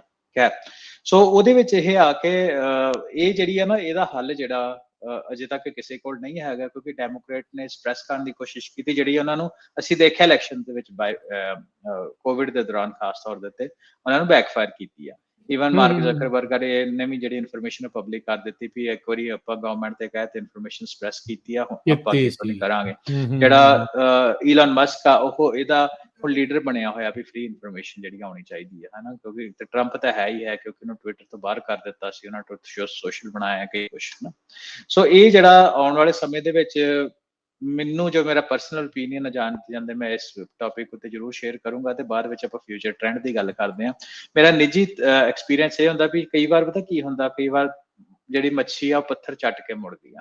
ਸੋ ਇਹ ਜਿਹੜੀ ਮਿਸ ਇਨਫੋਰਮੇਸ਼ਨ ਡਿਸਇਨਫੋਰਮੇਸ਼ਨ ਦੀ ਸੋਸ਼ਲ ਮੀਡੀਆ ਉੱਤੇ ਜੇ ਹੋਰ ਵਧੂਗੀ ਆਉਣ ਵਾਲੇ ਸਮੇਂ ਦੇ ਵਿੱਚ, ਉਹ ਇੰਨੀ ਜ਼ਿਆਦਾ ਵਧੂਗੀ ਜਦੋਂ ਇਹਦਾ ਨੁਕਸਾਨ ਆਪਾਂ ਨੂੰ ਆਬਵੀਅਸਲੀ ਦਿਖਣੇ ਨਾ ਸ਼ੁਰੂ ਹੋਏ, ਉਸ ਟਾਈਮ ਦੇ ਉੱਤੇ ਦੇਖ ਸਾਨੂੰ ਵੀ ਰਹੇ ਆ, ਜੇ ਪਹਿਲਾਂ ਮਿਨੋਰਟੀਜ਼ ਨੂੰ ਸੇਕ ਲੱਗੂਗਾ, ਹਨਾ, ਫਿਰ ਉਹ ਜਿਹੜਾ ਕਿ ਲੱਗ ਵੀ ਰਿਹਾ, ਫਿਰ ਜਦੋਂ ਜਿਹੜੀ ਇਨਫੋਰਮੇਸ਼ਨ ਹੋਰ ਇੱਕ ਸਟੈਪ ਜਦੋਂ ਗਾਂਹ ਪਹੁੰਚੇਗੀ, ਜਦੋਂ ਆਮ ਲੋਕਾਂ ਇਰਰਿਸਪੈਕਟਿਵ ਆਫ ਮਿਨੋਰਟੀ ਕਿ ਮੈਜੋਰਟੀ ਉਹਨਾਂ ਨੂੰ ਨੁਕਸਾਨ ਹੋਣਾ ਸ਼ੁਰੂ ਹੋਇਆ, ਫਿਰ ਗਵਰਨਮੈਂਟਸ ਇਸ ਉੱਤੇ ਐਕਸ਼ਨ ਲੈਣਗੀਆਂ, ਕਿਉਂਕਿ at this point in time just because ਜੋ ਵੀ ਆਸੇ ਪਾਸੇ ਆਪਣੇ ਵਾਪਰ ਰਿਹਾ ਉਹਦੇ ਕਰਕੇ ਕੋਈ ਵੀ ਇਹਨੂੰ ਹੱਥ ਪਾਉਣ ਦੀ ਕੋਸ਼ਿਸ਼ ਨਹੀਂ ਕਰੂਗਾ। ਫਿਰ ਇਵੈਂਚੁਅਲੀ ਇਹਦੇ ਜਿਹੜੇ ਉਹ ਟ੍ਰੈਂਡ ਬਣ ਗਏ ਇਹਨੂੰ ਫਿਕਸ ਕਰਨ ਦੇ, ਹੈ ਨਾ। ਜੀ ਬਿਲਕੁਲ। ਇਹਦਾ ਮਤਲਬ ਇਹ ਨਹੀਂ, ਹਾਂਜੀ ਲਾਸਟ, ਇਹਦਾ ਮਤਲਬ ਇਹ ਨਹੀਂ ਵੀ ਇਹਦੇ ਉੱਤੇ ਕੰਮ ਨਹੀਂ ਹੋ ਰਿਹਾ, ਬੈਕ ਐਂਡ ਦੇ ਉੱਤੇ ਯੂਨੀਵਰਸਿਟੀਜ਼ ਦੇ ਜਿਹੜੇ ਪ੍ਰੋਫੈਸਰ ਆ ਉਹਨਾਂ ਦੇ ਚੀਜ਼ਾਂ ਇਹਦੇ ਉੱਤੇ ਇਹਨਾਂ ਉੱਤੇ ਐਡੀਟੋਰੀਅਲਸ ਵੀ ਛਪ ਰਹੇ ਆ, ਇਹਨਾਂ ਉੱਪਰ ਰਿਸਰਚ ਵੀ ਹੋ ਰਹੀ ਆ। ਸੋ ਕਾਫੀ ਕੁਛ ਜਿਹੜਾ ਐਗਜ਼ਿਸਟ ਕਰਦਾ ਵਾ, ਪਰ ਜੇ ਤੁਸੀਂ ਵੇਖੀਏ ਪਾਲਿਸੀ ਲੈਵਲ ਤੇ ਉੱਤੇ ਮੈਨੂੰ ਨਹੀਂ ਲੱਗਦਾ ਅਗਲੇ 4 ਸਾਲ ਵਿੱਚ ਕੋਈ ਇਸ ਤਰ੍ਹਾਂ ਦੀ ਪਾਲਿਸੀ ਬਣੇਗੀ। ਜਿਹੜੀ ਧਿਰ ਨੂੰ ਲੱਗਦਾ ਨਾ ਵੀ ਅਸੀਂ ਵੋਟਾਂ ਦੇ ਵਿੱਚ ਹਾਰਨ ਵਾਲੇ ਹੁੰਦੇ ਆ ਜਾਂ ਕੁਛ ਵੀ ਆ, ਹਾਰਨ ਵਾਲੇ ਜਿੱਤਣ ਵਾਲੇ ਕੋਈ ਵੀ ਆ, ਉਹ ਅਕਸਰ ਵੋਟਿੰਗ ਸਿਸਟਮਸ ਨੂੰ ਟਾਰਗੇਟ ਬਣਾਉਂਦੇ ਆ। ਇੰਡੀਆ ਦੇ ਵਿੱਚ ਵੀ EVM ਦਾ ਆਪਾਂ ਦੇਖਦੇ ਹਾਂ, ਜਦੋਂ ਤਾਂ ਜਿਹਦੀ ਪਾਰਟੀ ਜਿੱਤਦੀ ਉਦੋਂ ਤਾਂ EVM ਭਲੀ ਚੰਗੀ ਹੁੰਦੀ ਆ, ਜਦੋਂ ਜਿਨ੍ਹਾਂ ਦੀ ਪਾਰਟੀ ਹਾਰ ਜਾਂਦੀ ਉਦੋਂ EVM ਦੇ ਉੱਤੇ ਸਵਾਲ ਖੜ ਜਾਂਦੇ ਆ। ਸੇਮ ਇੱਥੇ ਵੀ 2020 ਦੇ ਵਿੱਚ ਵੋਟਿੰਗ ਇੰਟੈਗ੍ਰਿਟੀ ਦੇ ਉੱਤੇ ਇਹੀ ਜਿਹੜਾ ਉਹ ਰੌਲਾ ਜਿਹੜਾ ਉਹ ਰਿਹਾ ਸੀਗਾ। ਕੌਨਸਪੀਰੇਸੀ ਥਿਊਰੀਜ਼ ਬਹੁਤ ਜਿਹੜੀਆਂ ਚੱਲਦੀਆਂ ਇਸ ਵਾਰ ਸਵਿੰਗ ਸਟੇਟਸ ਦੀ ਵੋਟਿੰਗ ਸਿਸਟਮਸ ਨੂੰ ਲੈ ਕੇ ਜਿਹੜਾ ਉਹ ਚੱਲਿਆ। ਪਿਛਲੀ ਵਾਰ ਜਿਹੜੀਆਂ ਵੋਟਿੰਗ ਕਰਵਾਉਣ ਵਾਲੀਆਂ ਕੰਪਨੀਆਂ ਡੋਮੀਨੀਅਨ ਵਰਗੀਆਂ, ਉਹਨਾਂ ਨੇ ਉਹਨਾਂ ਮੀਡੀਆਜ਼ ਦੇ ਉੱਤੇ ਲਾਸੂਟ ਵੀ ਕੀਤੇ ਤੇ ਮਿਲੀਅਨਸ ਆਫ ਡਾਲਰ ਉਹਨਾਂ ਨੇ ਹਾਸਲ ਵੀ ਕੀਤੇ, ਕਿਉਂਕਿ ਉਹ ਝੂਠ ਮਾਰਦੇ ਰਹੇ ਉਹਨਾਂ ਸਾਰੀਆਂ ਚੀਜ਼ਾਂ ਦੇ ਜਿਹੜਾ ਉਹ ਬਾਰੇ ਵੀ ਅਦਾਲਤ ਵਿੱਚ ਕੋਈ ਵੀ ਚੀਜ਼ ਜਿਹੜੀ ਗੱਲ ਆ ਉਹ ਸਾਬਤ ਨਹੀਂ ਸੀ ਕਰ ਸਕੇ। ਸੋ ਇਹ ਚੀਜ਼, ਇਹ ਰੌਲਾ ਰੱਪਾ ਪੈਂਦਾ ਹੀ ਰਹਿਣਾ ਹੈ ਜੀ, ਚਾਹੇ ਆਵਾਜ਼ ਦੇਣ ਤੋਂ ਵੋਟਿੰਗ ਸ਼ੁਰੂ ਹੋਈ ਸੀ ਤੇ ਚਾਹੇ ਅੱਜ ਆਪਾਂ ਟੌਪ ਦੀ ਜਿਹੜੀ ਆ ਉਹ ਜਿਹੜਾ ਸਿਸਟਮ ਆ ਉਹ ਵਰਤਦੇ ਆ। ਕੀ ਆਉਂਦੇ ਸਮੇਂ 'ਚ ਬਲੌਕ ਚੇਨ, ਡੀਸੈਂਟਰਲਾਈਜ਼ਡ ਟੈਕਨੋਲੋਜੀ, AI ਦੀ ਵਰਤੋਂ ਜਿਹੜੀ ਆ ਇਸ ਤਰੀਕੇ ਦੇ ਨਾਲ ਕੀਤੀ ਜਾ ਸਕੂਗੀ। ਇਹ ਇੱਕ ਜਿਹੜੀਆਂ ਆਉਣ ਵਾਲੇ ਸਮੇਂ ਦੇ ਵਿੱਚ ਵੱਡੇ ਕੁਐਸਚਨ ਨੇ। ਬਹੁਤ ਸਾਰੀਆਂ ਟੈਕਨੋਲੋਜੀ ਦੇ ਨਾਲ ਜਾਂ ਇਲੈਕਸ਼ਨਸ ਦੇ ਨਾਲ ਸੰਬੰਧਿਤ ਜਿਹੜੀਆਂ ਯੂਨੀਵਰਸਿਟੀਜ਼ ਦੇ ਜਿਹੜੇ ਵਿਭਾਗ ਨੇ, ਕਹਿ ਸਕਦੇ ਹਾਂ ਵੀ ਉਸ ਦੀ ਰਿਸਰਚ ਵਗੈਰਾ ਕਰੀ ਜਾ ਰਹੇ ਹੈਗੇ ਆ। ਪਰ ਤੁਹਾਨੂੰ ਅੱਜ ਆਪਾਂ ਇਸ ਪ੍ਰੋਗਰਾਮ ਦੇ ਜ਼ਰੀਏ ਵੋਟਿੰਗ ਟੈਕਨੋਲੋਜੀ ਦੇ ਬਾਰੇ ਜਿਹੜੀ ਉਹ ਦੱਸਣ ਦੀ ਕੋਸ਼ਿਸ਼ ਜੀ, ਕੀਤੀ ਆ। ਇੱਕ ਬਾਕੀ ਮੈਂ ਹਰ ਜੀ ਹਾਂਜੀ ਮੈਂ ਹਾਂਜੀ ਰਾਜਕਨ ਤੁਸੀਂ ਜਿਹੜੀ ਗੱਲ ਟੱਚ ਕੀਤੀ ਨਾ, ਆਪਾਂ ਮੈਨੂੰ ਲੱਗਦਾ ਉਹ ਆਪਾਂ ਥੋੜੀ ਜਿਹੀ ਆਪਾਂ ਹੋਰ ਐਕਸਪੈਂਡ ਕਰ ਦਈਏ ਜ਼ਰੂਰ ਕਿ ਜਿਹੜੇ ਜ਼ਰੂਰ ਫਿਊਚਰ ਟ੍ਰੈਂਡ ਦੀ ਆਪਾਂ ਗੱਲ ਕਰਦੇ ਆ ਉਹਦੇ ਵਿੱਚ AI ਤਾਂ ਚੱਲ ਇਹਨੇ ਤਾਂ ਆਪਣਾ ਕੰਮ ਕਰਨਾ ਹੀ ਕਰਨਾ, ਪਰ ਜਿਹੜਾ ਬਲੌਕਚੇਨ ਦੀ ਤੁਸੀਂ ਗੱਲ ਕੀਤੀ ਹੈਨਾ, ਜੀ ਜੀ ਬਲੌਕਚੇਨ ਕਾਫੀ ਪ੍ਰੋਮਿਸਿੰਗ ਆ ਇਹਨੂੰ ਲੈ ਕੇ। ਮੈਂ ਤਾਂ ਹੂੰ ਦੱਸਦਾ ਵੀ ਭਾਵੇਂ ਕਿ ਜਿਹੜੇ ਮੈਜੋਰਿਟੀ ਲੋਕ ਆ ਉਹਨਾਂ ਨੂੰ ਇਹ ਲੱਗਦਾ ਹੋਊ ਕਿ ਕ੍ਰਿਪਟੋ ਕਰੰਸੀ ਹੈ ਨਾ, ਉਹ ਵੀ ਬਲੌਕਚੇਨ ਤੇ ਆ ਜਾਂ ਹੋਰ ਵੀ ਇਨਫੋਰਮੇਸ਼ਨ ਆ। ਬਲੌਕਚੇਨ ਦੀ ਇੱਕ ਬੈਨੀਫਿਟ ਇਹ ਹੁੰਦਾ ਕਿ ਉਹਦਾ ਜਿਹੜਾ ਡੇਟਾ ਨਾ ਉਹ ਬਹੁਤ ਡੀਸੈਂਟਰਲਾਈਜ਼ ਹੁੰਦਾ, ਇੱਕ ਜਾਣੇ ਕੋਲ ਡੇਟਾ ਦੀ ਐਕਸੈਸ ਨਹੀਂ ਹੁੰਦੀ ਹੈ ਨਾ, ਇੱਕ ਜਗ੍ਹਾ ਦੇ ਉੱਤੇ ਉਹ ਡਿਵਰਸ ਜਗ੍ਹਾ ਦੇ ਉੱਤੇ ਵੰਡਿਆ ਹੁੰਦਾ ਹੈ ਦੋਨੋਂ ਧਿਰਾਂ ਕੋਲ ਹੋਊਗਾ ਹੈ ਨਾ, ਹਰ ਪਾਸੇ ਹੁੰਦਾ ਦੋ ਕਿ ਇੱਕ ਮਲਟੀਪਲ ਤਰ੍ਹਾਂ ਕੋਲ ਹੋਊਗਾ। ਸੋ ਹੂੰ ਉਹਦੇ ਨਾਲ ਇਹ ਆ ਕਿ ਜਿਹੜਾ ਉਹਨੂੰ ਟੈਂਪਰ ਕਰਨਾ ਡੇਟਾ ਨੂੰ ਉਹ ਕਾਫੀ ਡਿਫਿਕਲਟ ਹੁੰਦਾ ਵਾ, ਆਰਡਰ ਕਰਨਾ ਜਾਂ ਟੈਂਪਰ ਕਰਨਾ। ਤੇ ਉਹਦੇ ਕਰਕੇ ਸਭ ਤੋਂ ਵੱਡਾ ਬੈਨੀਫਿਟ ਇਹ ਹੁੰਦਾ ਵੀ ਜਿਹੜਾ ਇਲੈਕਸ਼ਨ ਦੇ ਵਿੱਚ ਫਰਾਡ ਹੁੰਦਾ ਉਹਨੂੰ ਕਾਫੀ ਹੱਦ ਤੱਕ ਰੋਕਿਆ ਜਾ ਸਕਦਾ, ਤੇ ਜਿਹੜੀ ਇਲੈਕਸ਼ਨ ਦੀ ਜਿਹੜੀ ਇੰਟੀਗ੍ਰਿਟੀ ਆ ਉਹਨੂੰ ਮੇਨਟੇਨ ਰੱਖਿਆ ਜਾ ਸਕਦਾ ਹੈ ਨਾ। ਤੇ ਜੀ ਉਹਦਾ ਕਾਰਨ ਇਹ ਹੈ ਕਿ ਥੋੜਾ ਜਿਹਾ ਆਪਾਂ ਹੋਰ ਟੈਕਨੀਕਲ ਡਿਟੇਲ ਦੇ ਵਿੱਚ ਚਲੇ ਜਾਈਏ ਕਿ ਜਿਹੜਾ ਹਰ ਇੱਕ ਬਲੌਕ ਹੁੰਦਾ ਡੇਟਾ ਦਾ ਉਹ ਕ੍ਰਿਪਟੋਗ੍ਰਾਫਿਕਲੀ ਲਿੰਕ ਹੁੰਦਾ ਵਾ ਕਿਸੇ ਹੋਰ ਪੁਰਾਣੇ ਉਹਦੇ ਜਿਹੜਾ ਬਲੌਕ ਦੇ ਨਾਲ, ਉਹ ਜਿਹੜਾ ਪਿਛਲੇ ਬਲੌਕ ਦੇ ਨਾਲ। ਤੇ ਉਹਦਾ ਉਹੀ ਇੱਕ ਕਾਰਨ ਹੁੰਦਾ ਕਿ ਉਹਨੂੰ ਤੁਸੀਂ ਈਜ਼ੀਲੀ ਆਡਿਟ ਕਰ ਸਕਦੇ ਹੋ, ਠੀਕ ਆ। ਆਡਿਟ ਕਰਨ ਦੇ ਨਾਲ ਉਹ ਇਹ ਆ ਵੀ ਜਿਹੜੀ ਸਾਰਾ ਜਿਹੜਾ ਰਿਕਾਰਡਿੰਗ ਹੋਏਗੀ ਉਹ ਪਬਲਿਕ ਲੈਜਰ ਦੇ ਵਿੱਚ ਹੁੰਦੀ ਆ, ਹਨਾ ਵੀ ਪ੍ਰਾਈਵੇਟਲੀ ਕੁਝ ਵੀ ਨਹੀਂ, ਕੋਈ ਵੀ ਉਹਨੂੰ ਐਕਸੈਸ ਕਰ ਸਕਦਾ, ਜਾਂ ਜਿਹਦੇ ਕੋਲ ਐਕਸੈਸ ਵੈਰਾਈਟੀ ਆਫ ਲੋਕੀ ਉਹਨੂੰ ਐਕਸੈਸ ਕਰ ਸਕਦੇ ਆ। ਸੋ ਜਿੰਨੀ ਉਹ ਸਿਕਿਉਰਿਟੀ ਬਲੌਕਚੇਨ ਪ੍ਰੋਵਾਈਡ ਕਰਦਾ ਉਹ ਡੈਫੀਨੇਟਲੀ ਕੁਝ ਹਿੱਸਾ ਹੈਗਾ ਵੀ ਜਿਹਦੇ ਕਰਕੇ ਇਹ ਪ੍ਰੋਮਿਸਿੰਗ ਟੈਕਨੋਲੋਜੀ। ਪਰ ਇਹਦੇ ਵਿੱਚ ਇੱਕ ਚੀਜ਼ ਹੋਰ ਨੋਟ ਕਰਨੇ ਵਾਲੀ ਆ, ਇੱਕ ਨਾ ਸਾਈਬਰ ਸਿਕਿਉਰਿਟੀ ਵਾਲੇ ਲੋਕ ਜਾਣਦੇ ਹੋਣਗੇ ਇੱਕ ਅਸੀਂ ਵਰਡ ਯੂਜ਼ ਕਰਦੇ 51% ਅਟੈਕ ਹੈ ਨਾ। 51% ਦਾ ਅਟੈਕ ਦਾ ਮਤਲਬ ਇਹ ਹੁੰਦਾ ਕਿ ਜਿਹੜੇ ਕੋਲ ਮੈਜੋਰਿਟੀ ਆਫ ਨੈਟਵਰਕ ਤੇ ਕੰਪਿਊਟੇਸ਼ਨਲ ਪਾਵਰ ਆ ਉਹ ਫਿਰ ਵੀ ਇਹਨੂੰ ਟੈਂਪਰ ਕਰ ਸਕਦਾ। ਇਹਦੇ ਕਰਕੇ ਦੁਨੀਆ ਭਰ ਦਾ ਵੱਡਾ ਜਿਹੜਾ ਇਨਫਰਾਸਟ੍ਰਕਚਰ ਆ ਉਹ ਜਿਹੜੀ ਕੰਪਿਊਟ ਨੂੰ ਡਿਵੈਲਪ ਕਰਨ ਦੇ ਉੱਪਰ ਲੱਗਾ ਹੋਇਆ ਵਾ। ਤੇ ਜਿਹੜੇ ਜੇ ਮੰਨ ਲਓ ਅਟੈਕਰਸ ਹਾਈਪੋਥੈਟੀਕਲ ਸਿਨੈਰੀਓ ਲੈ ਲਈਏ, ਜੇ ਅਟੈਕਰਸ ਕੋਲ 51% ਜਾਂ ਮੈਜੋਰਿਟੀ ਆਫ ਦਾ ਨੈਟਵਰਕ ਉਹਨੂੰ ਕੰਟਰੋਲ ਕਰ ਸਕਦੇ ਆ, ਉਹ ਫਿਰ ਵੀ ਕਿਸੇ ਨਾ ਕਿਸੇ ਤਰੀਕੇ ਜਿਹੜੀ ਰਿਕਾਰਡਿੰਗ ਆ ਨਵੇਂ ਬਲੌਕਸ ਦੀ ਜਿਹੜੀ ਬਲੌਕਚੇਨ ਦੇ ਉੱਪਰ ਆਉਂਦੇ ਆ ਉਹਨੂੰ ਉਹ ਮੈਨੂਪੂਲੇਟ ਕਰ ਸਕਦੇ ਆ। ਸੋ ਇਹ ਡਾਊਨ ਸਾਈਡ ਦੀ ਹੈਗੀ ਆ, ਪਰ ਓਵਰਆਲ ਇਹ ਪ੍ਰੋਮਿਸਿੰਗ ਟੈਕਨੋਲੋਜੀ ਹੈ ਜੀ। ਟੈਕਨੋਲੋਜੀ ਦਾ ਬਿਲਕੁਲ ਇੱਕ ਜਿਹੜਾ ਡਰ ਹਮੇਸ਼ਾ ਹੈਕਿੰਗ ਨੂੰ ਲੈ ਕੇ, ਮੈਨੂਪੂਲੇਸ਼ਨ ਨੂੰ ਲੈ ਕੇ ਜਿਹੜਾ ਉਹ ਰਹਿੰਦਾ ਆ। ਇੱਕ ਚੀਜ਼ ਜਿਹੜੀ ਕਲੀਅਰ ਕਰਦੇ ਜਾਈਏ, ਬਹੁਤ ਸਾਰੇ ਜਿਹੜੇ ਵੋਟਿੰਗ ਮਸ਼ੀਨਸ ਆ ਮੋਸਟਲੀ ਆਈ ਥਿੰਕ ਉਹ ਇੰਟਰਨੈਟ ਦੇ ਨਾਲ ਕਨੈਕਟਡ ਨਹੀਂ ਹੁੰਦੀਆਂ। ਜਿਹੜਾ ਅਕਸਰ ਇਹ ਡਰ ਤੇ ਇੱਕ ਜਿਹੜਾ ਖੌਫ ਤੇ ਇੱਕ ਜਿਹੜੀ ਕਨਸਪੀਰੇਸੀ ਉਹ ਇਹੀ ਹੁੰਦੀ ਆ ਵੀ ਇੰਟਰਨੈਟ ਦੇ ਜ਼ਰੀਏ ਜਿੰਨੀਆਂ ਚੀਜ਼ਾਂ ਜੋੜੀਆਂ ਹੁੰਦੀਆਂ ਆ ਤਾਂ ਉਹਨਾਂ ਦੇ ਨਾਲ ਉਹਨੂੰ ਚੇਂਜ ਕਰ ਦਿੱਤਾ ਜਾ ਸਕਦਾ ਆ। ਪਰ ਇੱਕ ਚੀਜ਼ ਜਿਹੜੀ ਆ ਉਹ ਰੀਸੈਂਟਲੀ ਇੱਕ ਇਹਨਾਂ ਵੋਟਿੰਗ ਮਸ਼ੀਨ ਨੂੰ ਲੈ ਕੇ ਰਿਪੋਰਟ ਆਈ ਸੀ ਕੁਝ ਕੁ ਸਾਲ ਪਹਿਲਾਂ ਦੀ ਗੱਲ ਆ। ਇਹ ਵਾਲੀਆਂ ਇਲੈਕਸ਼ਨਸ ਤੋਂ ਪਹਿਲਾਂ ਉਹਨਾਂ ਨੇ ਦੱਸਿਆ ਸੀਗਾ ਵੀ ਦੇयर ਆਰ ਮੇਜਰ ਫਲॉस, ਵੀ ਜੇ ਕਿਸੇ ਕੋਲ ਐਕਸੈਸ ਹੋਵੇ ਉਹਨਾਂ ਦੇ ਜਿਹੜੇ ਇੰਟਰਨਲ ਰਾਊਟਰਸ ਦਾ, ਜਿਹੜੇ ਇੰਟਰਨੈਟ ਦੇ ਨਾਲ ਤਾਂ ਨਹੀਂ ਕਨੈਕਟਡ ਪਰ ਉੱਥੇ ਦੇ, ਤਾਂ ਉਹਦੇ ਨਾਲ ਉਹ ਮੈਨੂਪੂਲੇਸ਼ਨ ਕੀਤੀ ਜਿਹੜੀ ਉਹ ਜਾ ਸਕਦੀ ਆ।